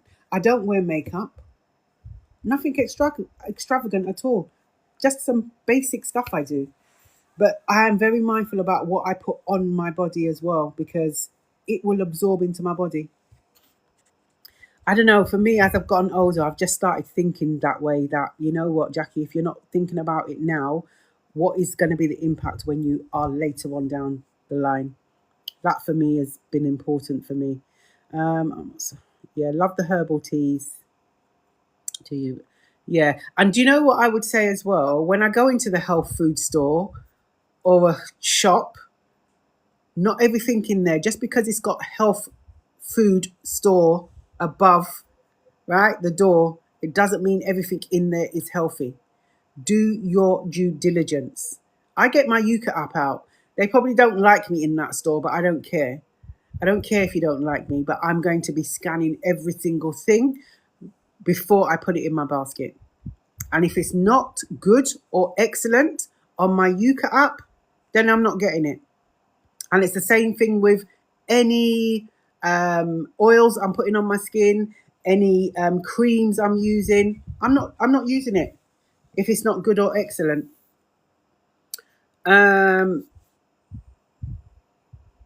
Garcia, thank you for the follow. Welcome to the community. I heard that lifting weights helps with menopause.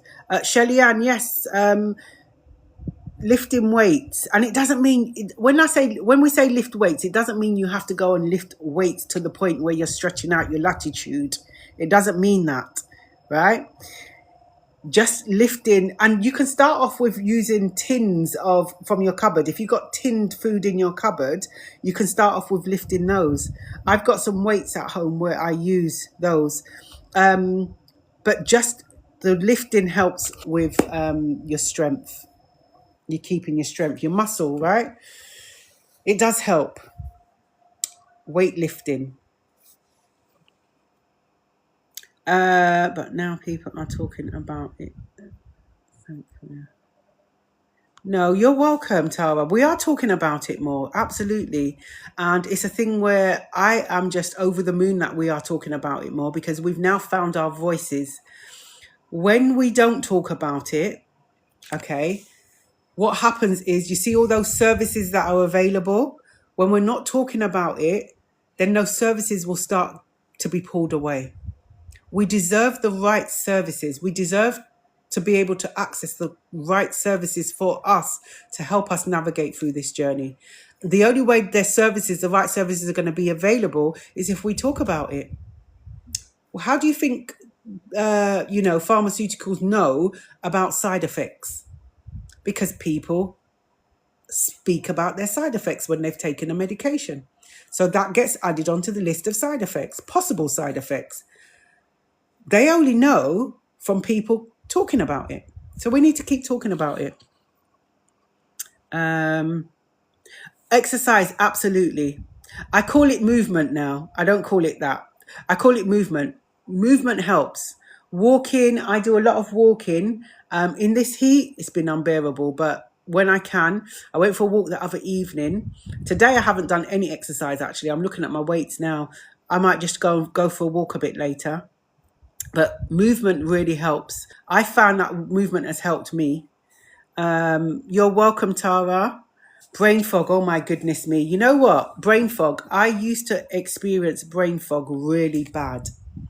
To the point when I was training, what would happen is I'm speaking to everyone and all of a sudden, all this information that was in here, totally gone. Totally gone. And I'm going to take this off because this is annoying. The effects. I don't know. So the brain fog was totally, let me get back. So the brain fog, with me, my brain fog was to the point where when I was talking, the information was totally gone. I couldn't even retrieve it back. That's how bad it was. Well, I started taking lion's mane. Someone in the community recommended lion's mane. And I thought, okay, let me go and check it out. So when I went to look for it, I did my due diligence. I took my Yuka app with me. It's on the phone anyway. And I started scanning all the lion's mane things out there, like teas. There's lion's mane powder. There's also lion's mane latte. There's lion's mane tea. There's lion's mane capsules, tablets. There's so many different forms of lion's mane. So what I done was just scanned all of them. And actually, the only one that came up good was the lion's mane tea. So I started taking the lion's mane tea. Every morning I was drinking the lion's mane tea. And I found over a period, within 48 hours, my brain fog felt a bit better. Now, my brain fog, the only way I could describe my brain fog was it felt like that someone had put some cotton wool around my brain. It felt a little fuzzy, like someone was giving it a squeeze, just not too hard, but just a little squeeze. That's how my brain fog felt when it was happening. So the lion's mane tea, after taking it for a period of a couple of days, I would say, the brain fog started to shift. And so I just started drinking the lion's mane tea in the morning and last thing in the evening before I went to bed. What I found in December, I've said this many a times, right, in the community, so apologies if you've heard it already. In December, I went away. My girlfriend took me away, and her and I were talking about speaking Spanish. We didn't know this. We both were learning Spanish at one time in our lives, and we've both given it up. So we made a pact in December that we would learn Spanish again, not together, in our own time. And this December, we're giving ourselves until December to start speaking fluent Spanish. So we're going to have a full-blown conversation with each other in Spanish. What I recognized was over a period of time, since December, I have not taken any lion's mane tea, but my brain fog has subsided. Why? Because I've been learning a new language and I've done my research. And if you can do it as well, learning a new language helps with brain fog. Just like other things as well. Puzzles and things like that, it helps with the brain fog. And I found that there is still lion's mane tea in my cupboard. I have not drunk lion's mane tea since December because I've been on my app every single day, even if it is for 5-10 minutes, learning Spanish.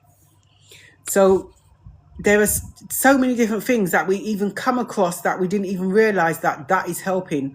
But that is me tracking my journey to the latter and realize that, my goodness, the brain fog's eased off. Hold on a minute. Could it be that I'm learning this new language? Then I do some research. It is actually. Then I keep on doing it. Brain fog's gone completely. Yeah, brain fog isn't nice. It's horrible. Brain fog is not nice at all. Yeah. And this is the thing, the UTIs, these are all on the lists of symptoms.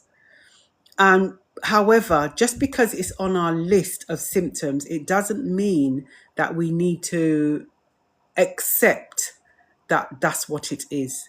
If we're concerned about it, go and see a GP. Seriously, go and see a GP if we're concerned about it.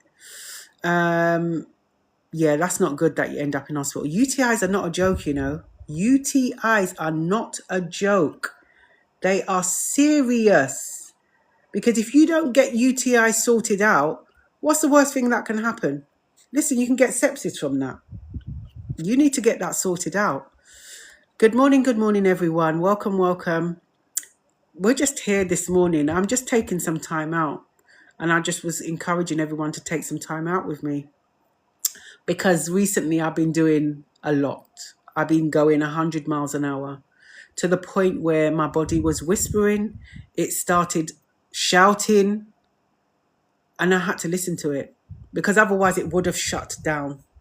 And I wouldn't have wanted that. It scared me. The experience scared me because I was trying to do so much. And we always do that. We're just doing so much, right? Working, trying to, deal with the family.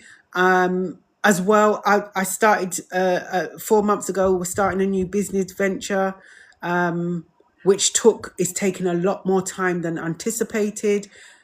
And I'm doing a lot. And then the headaches came, the stiff neck came, the blurred vision came. No. We have to listen to our bodies. Absolutely listen to our bodies. So this is why I'm taking time out this morning. I'm giving myself permission to take time out, and I'm inviting you to take time out with me. That's what I'm doing. So if I know I'm here speaking to you, I'm not rushing around doing the dusting or getting the sugar soap, wiping down the skirting boards. The skirting boards can wait. How do we work from 9 to 5 with Mary? Listen, Shelley Ann, I'm telling you. And this is the thing. We're built, as women, we're built to get on with it, aren't we? We're built to get on with it. This is why in this season of our lives, we need to be so kind to ourselves. We need to be kind. The self-love needs to up. We need to up on this self-love. We really do. Because we are going to still just push through. We're going to do that. Hey, Paula, you're welcome. I have no sugar in 10 years, no cakes, chocolate, and I can't eat bread. Good for Nanny, that's very good. Very good. Every so often, I fancied a nice cake the other day and I had it in mind. This is how my husband reads me. I had it in mind and I never said anything to my husband. And he came home with an apple turnover the other day.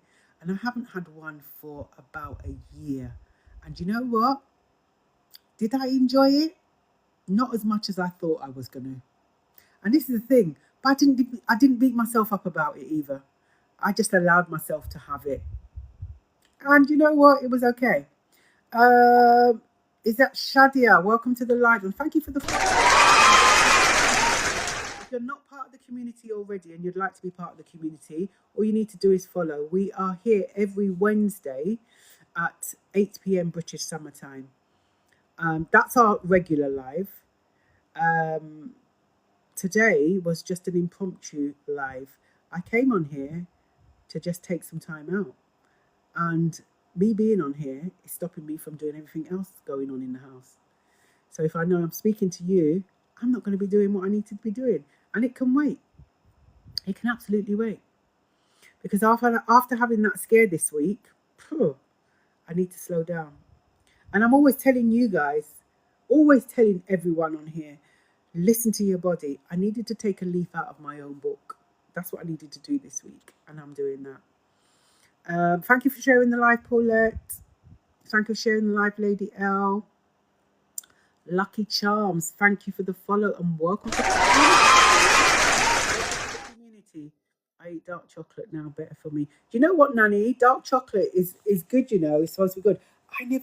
Dark chocolate, I never liked the taste of dark chocolate because it tasted bitter to me.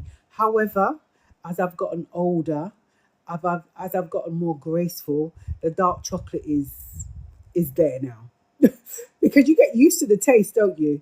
But yeah, dark chocolate is supposed to be really good. Do your research, as I said, Queens. Do your research.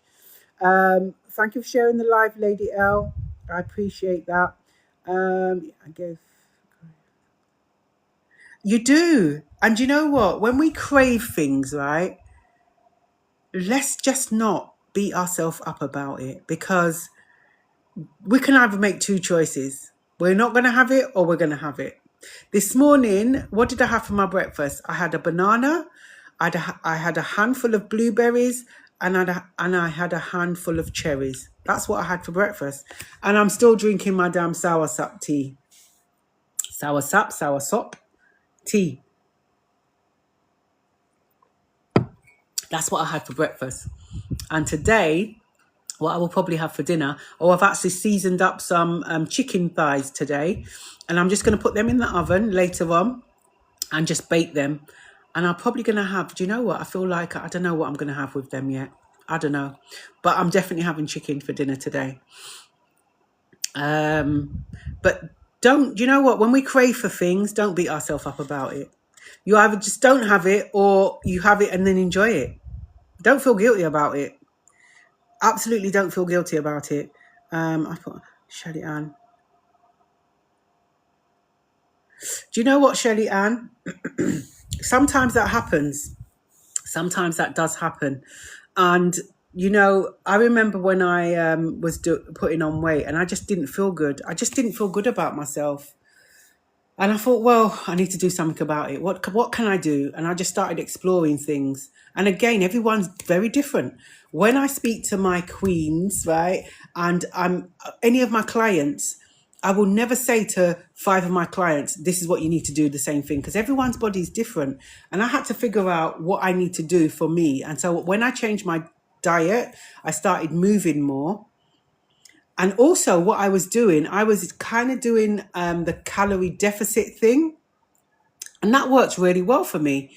And I lost a lot of weight. I can't remember if I was almost 13, probably 13 stone, maybe 13 stone something anyway.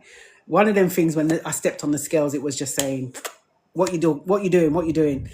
And I've gone down now to I don't know, I think I've weighed myself in kg now. I think something like 70, 75. And I know I fluctuate, 75, 77 kgs. But do you know what I do? Rather than watching that, I go with how am I feeling? And if I feel a bit heavy, then I think, all right, Jackie, you need to be monitoring this. Because sometimes we do fall off the bandwagon. That's fine. Sometimes we're juggling so many balls that one of those balls are going to drop. I know for me recently, it's the walking, because I've been doing so much stuff. I haven't been walking as much as I used to. I used to walk every single day. And the times when I'm at work, I'd go walking in the evening, and I've dropped the ball. But rather than beating myself up, I say, do you know what, Jackie? You've identified that you've dropped that ball. Pick it back up and start again. That's all we're going to do, right? I'm telling you, this soft life, I'm not putting myself under pressure. I'm not saying bad words to myself. I'm not going to be hard on myself. It's okay. Life was lifing. So now what I need to do is put that as a priority and get back on, pick that ball back up and get back on it with it. That's what I'm going to do.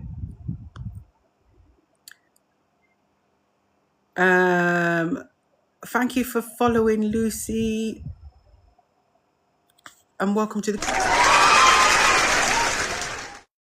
Yeah, think about doing a food diary. Again, one size doesn't fit all. You may do a food diary and say, there's nothing there that I see. I'm quite happy to look at your food diary for you. If you email it over to me, I'm quite happy to look at it, because I get this sometimes. Thank you very much. Thank you for the heart me. What I get sometimes is when I suggest about a food diary, I get an email saying, Jackie, I've done the food diary. And I say to them, what have you seen? And a lot of the time I will get back, I'm not drinking enough water. Or I'm not eating 3 meals a day. And actually, I don't even eat three meals a day. It's what works for you. I know some people eat 1 meal a day. It's up to you. Thank you for the roses. I appreciate that. It's up to you how you do. What I get is not enough water, not enough meals a day, or I'm not eating regularly. But when I look at someone's food diary, I see something completely different. Sometimes I will see that, yes, I see what they're saying about not enough water or they're not eating regularly. But I see that, oh my gosh, you're eating a lot of processed foods. A lot of processed foods. Or I may see that you just been going to KFC or the Greggs on a regular. That's what I see sometimes. So sometimes when we're looking at our own, sometimes it's really challenging to be critical of ourselves. And sometimes we can't do that successfully. I'm not saying in a bad way, but sometimes when we do our own food diaries and when we look at it ourselves, we're not seeing because sometimes we don't want to see it. Right? We only see sometimes what we want to see, and that's the reality. So I am happy to look at your food diary if you cannot see anything from it. I will look at it. Send it over to me and I'll take a look. May come back, Mars. Are you talking about the blood test with that checking your hormone levels? Yeah, definitely go and ask for another blood test. When I look back, I feel that maybe I should have gone back and get another one done. But I didn't at the time. I didn't go back at the time. It's made me lose my appetite. Shelley Ann, you know what? And sometimes it does make you lose your appetite. It does. Stay hydrated.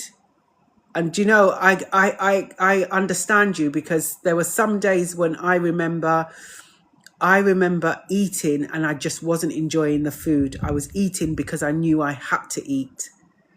Yeah, I hear you and totally understand. Thank you for the roses, Lady L. Oh, thank you. Do you know what? We're all going to have different lived experiences, aren't we? And I feel that this is a platform that we can share those lived experiences. Everyone's experience is going to be different. Some of us may have similar experiences. Let's just keep talking about this because we can.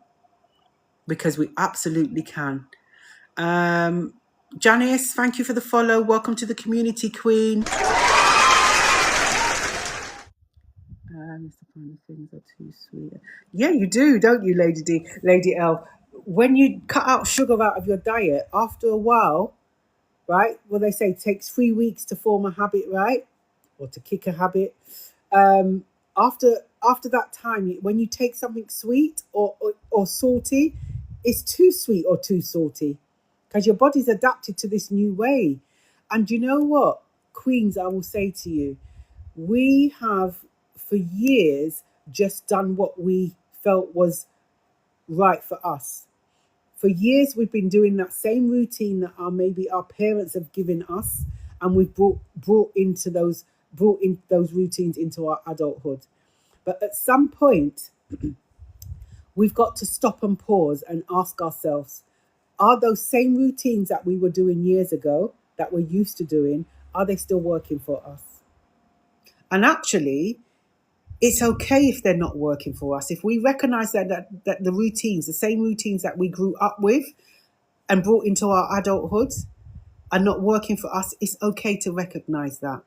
So it's now okay to unlearn what we've learned and relearn something new that is going to work for us. That's what we're doing. It's absolutely fine. Absolutely fine. Yeah, but the sweet, that's when you know your body isn't used to sugar anymore. When you taste something and it is all sickly sweet. Sickly sweet. If I was drinking too much lime tea. Yeah, and this is the thing. Sometimes, this is why I always like to take breaks from things. Particularly things like my sea moss, moringa seeds, my evening primrose and starflower oil. I will take breaks from them. I find that useful. Thank you for sharing the live, Paulette. I need to find some good supplements. And this is the thing, you know what, Lovey? Finding good supplements. What are good supplements? I have got a list of supplements that I can share with you. All I need is your email. Don't put it in the chat. send me a DM afterwards, and I can send you the list of supplements to even just have a look at. They're not a list for you to say take those. It's a list for you to just look at and think, okay, because it's a supplement list. I've also got herbs and spices list as well. It will say the herb or spice or the supplement. It will give you the benefits of taking those and also the recommended dosage. Even with that information, it is just awareness, because what I found is that sometimes when I take supplements, I have to up it. I have to change how I take it. Sometimes I take it in the morning. I find that it's not effective anymore, so I take it on an empty stomach. I take it in the evening. So it is just information there to kind of get you going. So please feel free to reach out for that information. Okay, the information that I have belongs to the community, so I'm always sharing that. But send me a DM after, and I can send you the information. All I need is your email, and you can just have it there as a starting point. I have health issues with. Will that be difficult to have? Okay, so Tara, what I would suggest to you is if you've got existing health conditions, definitely, like you've just said, go and speak to your GP about it, because there are going to be certain things, certain supplements that may exacerbate that health condition. So yeah, that is a wise thing to do. Go and speak to your GP about it, and actually do your research as well. And then take that research to your GP. This is what I found, and actually I could take, or they may suggest you to start taking it and see. But I would always monitor anything we take. You know, sometimes we're so excited at taking something new that we don't think about how it's going to impact us. So we'll start taking it and just take it. What we're not doing sometimes is monitoring how it's actually working for us. This is why I would suggest, if we're going to take one or two things, let's say we're going to take two things. I'm going to give you an example. Let's say you're going to start taking sea moss and you're going to start taking, I don't know, cod liver oil. And you start taking them together. Sometimes when we take things together like that, we can't identify, or we're unable to identify what one is working on what things. So what I would suggest is stagger the start date of those supplements. So we're going to start taking cod liver oil. We're going to start taking cod liver oil today, and I'm going to give it a week or 2 weeks to kind of kick into my body and see, because everyone's body's different. It may take 24 hours to kick in. But I'm going to give it some time to start doing what it needs to do. And then I can record that. And then I'm going to introduce the second supplement. So I'm then now going to introduce sea moss. And then now I've got a good idea of what the cod liver oil is doing for me.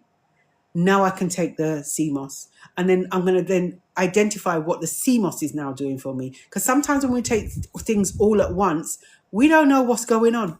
How do we know what's working for us? How do we know it's that one single thing that is actually working? And what is it working on? So that's why I would always suggest we just stagger the taking of supplements until we know exactly what they're doing for us. That way, once you know, you can take them all together because you know exactly what's doing what. But yeah, Tara, definitely, you got it right. Go and see your GP about it. Your health is wealth, right? You have to look after the health first. And what you don't want to do is start taking something new and it exacerbates your health conditions. I wouldn't want that for you. Do you find sea moss helps during the period? Sea moss, yeah, I found sea moss really helps. I mean, I go to town on my sea moss. My sea moss, I take it, a tablespoon, and it's a heaped tablespoon. I told you I'm hardcore, me. I take a heaped tablespoon in the morning.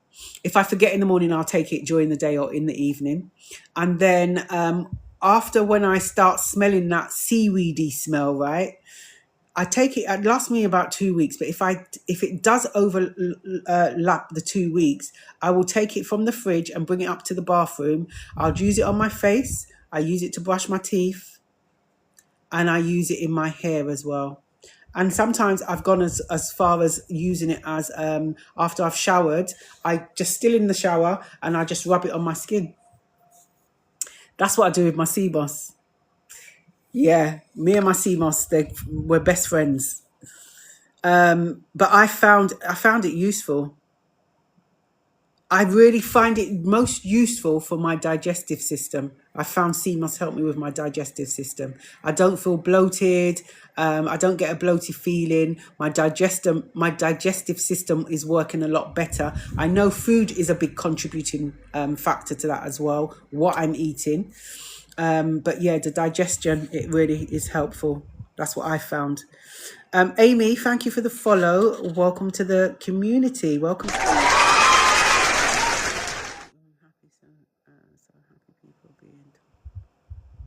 Absolutely, Paulette. Do you know what? We found our voice, right? And good morning, Marcy. Welcome, welcome. We found our voice, and I'm so glad that we are confident to start talking about it. Don't get me wrong, we're not all confident. We're not all quite there yet in terms of talking about it, but we're going to get there.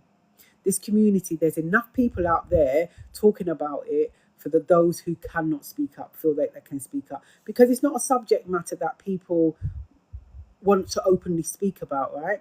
We find it is a personal subject matter. And that's okay, but we need to speak about it. Right? I was saying on Wednesday when I was on the live, this is a subject matter that women navigating through this natural transition, 90 years ago, because they weren't heard and understood, they were put in asylums for this. There is no way today we are going to be put in asylums for our menopause, because we are absolutely going to talk about it. As I said, the more we talk about it, the more services are going to be out there for us for support. And it's the right support we need, right? Thank you for sharing the live, Marcy. Jazz, thank you for the follow. Welcome to the community, Queen. We are just taking some time out this morning. We're taking some time out. That's what we're doing here. We all need time out, right? Go back to the messages. Okay, here I am. The moment I let go of the screen, the messages go up. Oh gosh, Tara, I'm sorry to hear that. This is the thing, I think that sepsis, people feel that you have to have a cut to be prone to sepsis. No, you don't. Your body's fighting infection. And if your body cannot deal with that, this is where the sepsis says hello. We have to really take care of ourselves. Yeah? We really need to take care of ourselves. What is UTI? Urinary tract infection. Your waterwork infection.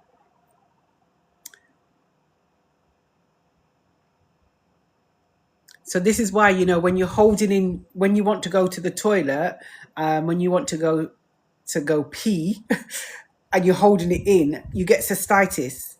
You can get cystitis. Hey, hot water, how are you? You can get cystitis. You can start getting waterworks infection. That's what your UTI is. Listen, waterwork infections is not a good thing. That's why anytime I'm training and I say to people, if you need to go to the loo, go to the loo. Don't get cystitis on my account. Trust me, it's not worth it. You're right. You need to see the GP UTI. So listen, UTIs are not a joke. They can take you out. UTIs are not a joke. And if you don't get it sorted, UTIs can... Let's not even talk about it. They're not a joke. Just get your UTI sorted out. Because you can go from having a waterwork infection, from getting fever, delirium, sepsis can kick in. You need to go and get the UTI sorted out. We need to look after ourselves. Absolutely. Absolutely. Yes. I'm glad you said that. We do need to look after ourselves. We need to listen to our body more. We need to not put pressure on ourselves. We need to be kind to ourselves. We need to step up on our self-love. I always say, you see that self-love that we give to ourselves? If we don't give it to ourselves, that self-care becomes a tick box exercise. Intentional self-love is needed.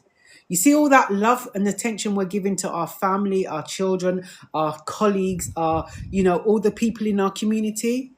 Whoa, I'm not saying stop. Let's pause and give some of that to ourselves. Give it to ourselves. Hey, Hot Water, thank you for the gifts. How have you been anyway? How you been? Oh, you can become my number 15 fan. Thank you, Lucy. Thank you for the heart me. I think I'm catching up with things. Reese, is it Riri? Riri, welcome. Thank you for the follow and welcome to the community, Queen. Welcome. If you're not part of the community already and you'd like to be, then all you need to do is follow. We are here every Wednesday at 8 p.m. British summertime. This is not a scheduled live today.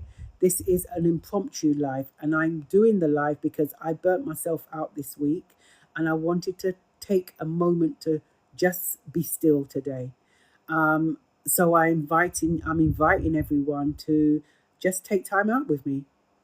If I'm on here talking, I'm not rushing about, running around the house, doing things that need to be done in the house. I'm taking time out today. I do all that with my CMOS. Oh, lovely, Lucy. Yeah, CMOS is great. CMOS works for me, right? What has it got? 90, is it 98 nutrients in it? 98, it's 90 something. Yeah, CMOS is the thing. Not everyone likes it. I'd give it to my husband. My husband said, no, I'm not eating that. It tastes horrible. But then I do try and give it to him raw, like the spoonful. Maybe I should put it in his tea or something. It'd be different. But as I said, I'm a hardcore girly me. I just take everything raw. Thank you for liking the live, sharing. Let me go back to the comments. We are here today. Just it's coming up to afternoon now. Well, it's half an hour away. We are just here, just taking a moment to just relax. Yeah, anyone with a UTI, you need to get it seen to. If you feel that it's not going, don't play with that. Do not play with a UTI because it can take you out. Trust me, it can take you out. And we're not going out that way. We're not going out that way. But yeah, if you need any lists that I can send to you after. I'll share it with you afterwards. That's fine. Just reach out to me. My cousin. Oh my goodness me! I'm sorry to hear that. No bad vibes. I'm really sorry to hear that. Yeah, sepsis ain't a joke. We don't play around with that. And the thing is, that can spread through your body quite quickly. It can move through your body very quickly. Good sense. I'm good. I'm taking some time out, Hot Water. I nearly burnt myself out this week by doing too much work, doing too much everything. Started getting headaches, started getting blurred vision and pain in my neck till I couldn't move it. I phoned the doctor. That's how serious it was. And I needed to just stop.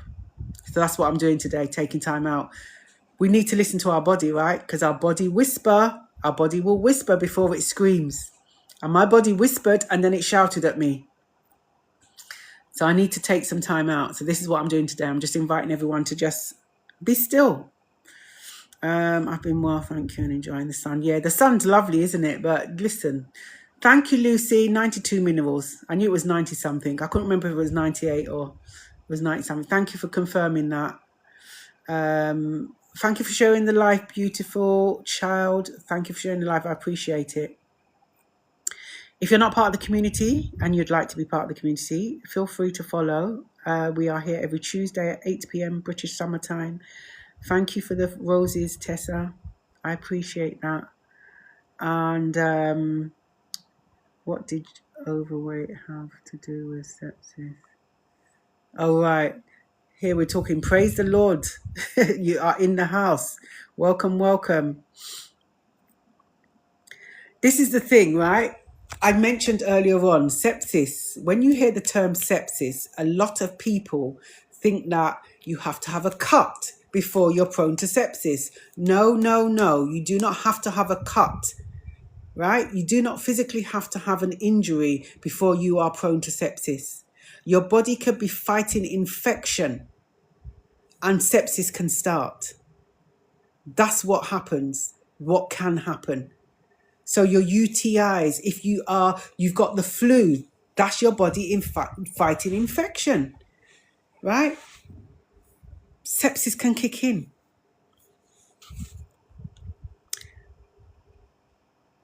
You don't believe me? Go and check it out. Trust me, we don't. This is something I teach in first aid about sepsis.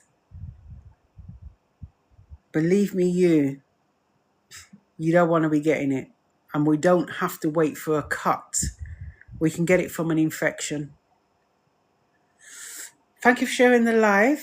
Thank you for liking the live. Thank you for the roses, Tessa. I appreciate that.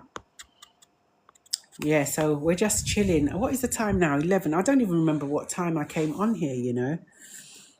And I still, you see me, I still haven't drank my soursop tea.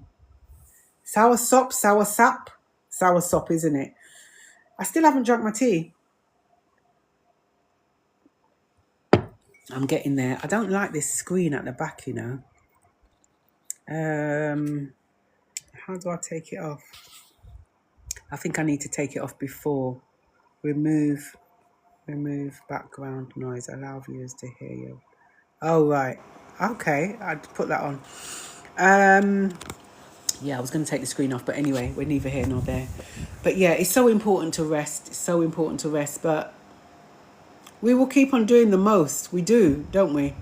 But if you're going to do the most, but just recognize when you need to pause. Recognize when you need to pause, please.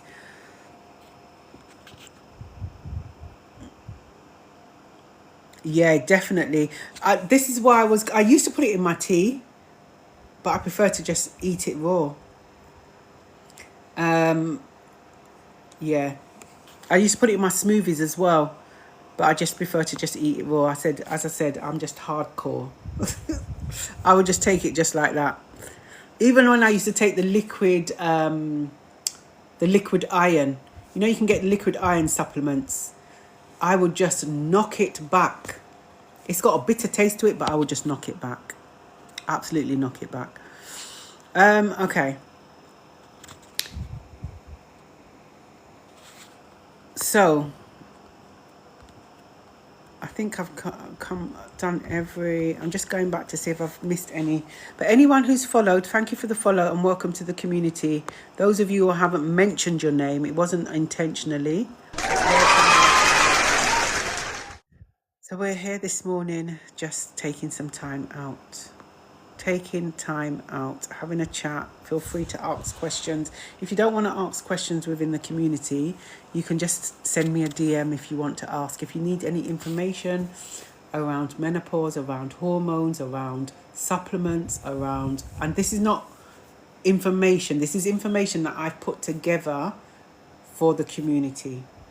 Information that gives you a starting point to have there as I said, a starting point for you to then go and do your research, your own due diligence on certain things, because one size does not fit all. This community is all about educating ourselves, educating each other, listening to our stories, and we're not being judged here, we're being heard and understood. What app did you mention, Tessa? Oh, is the app for the Yuka app? Are you talking about the Yuka app that I mentioned earlier on?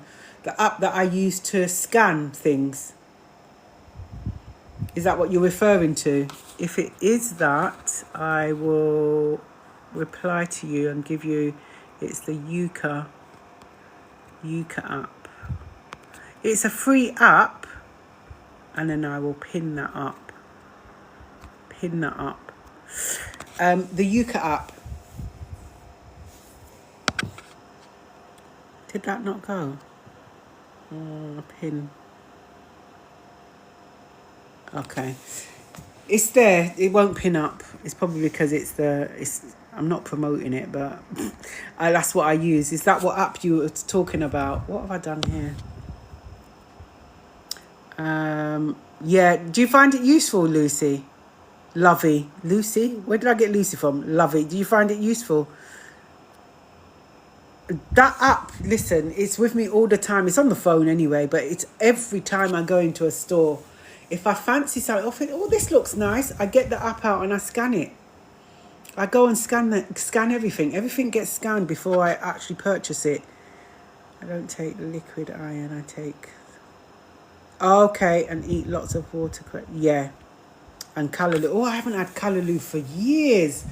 Oh, I haven't had that for years. I do like callaloo. It's nice that it's cooked up with saltfish. I used to like it with saltfish, actually. Very nice. Yeah. Look, we find our way, isn't it? There's always going to be ways, but the main thing is that we find what is right for us. And sometimes that may take a little while. Hopefully it doesn't take long, but it may take a while to find what works for us. Because one size doesn't fit all. And you know, sometimes even when we're taking things or something that we're eating, 4 weeks later, 6 weeks later, our body's rejecting it. That's what happens sometimes, because our body will change. It's really like getting to know our bodies all over again.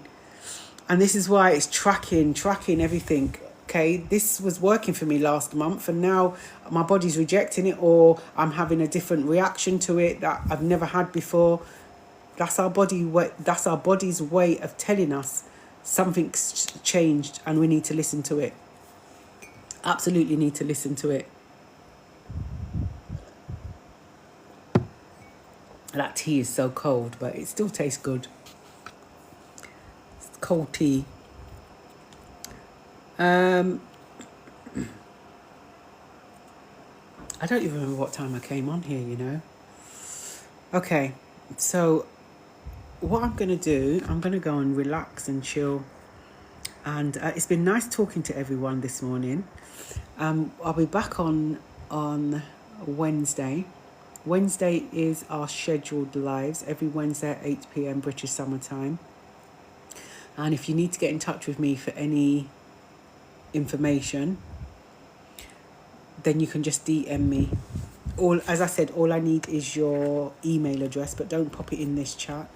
You can just DM me and just remind me of what information you would like, and I can send that over to you. My voice is going now. I need to rest my voice. And yeah, just DM me your information, and then I can send it over to you today, because I'm going to relax for the rest of the day. So I'm going to get going. I'm going to end the live the way. You're welcome, Nanny. It's good to see you again. I'm going to end the live like I always end the live, in 2 ways. The first way, I always send everyone a virtual hug. Send everyone a virtual hug. The second thing, I always remind you that you are not alone. Now, I know we have to do a part of this journey alone, and that's identifying what works for us. But other than that, you're not alone. And if you do feel alone after the live has ended, please reach out to someone that you trust. Someone that will listen to you and someone that will understand. If they don't understand you, at least they will start trying to understand you, because that's all we need sometimes, is for someone to listen and understand, or begin to understand. All right? So if you need to reach out to me, just DM me and I'll get back to you. But have a blessed day, everyone. Enjoy the weekend. Enjoy the sun while it's here. But stay hydrated and look after yourself. Most importantly, look after yourself. All right? Stay blessed, Queens. See you on Wednesday.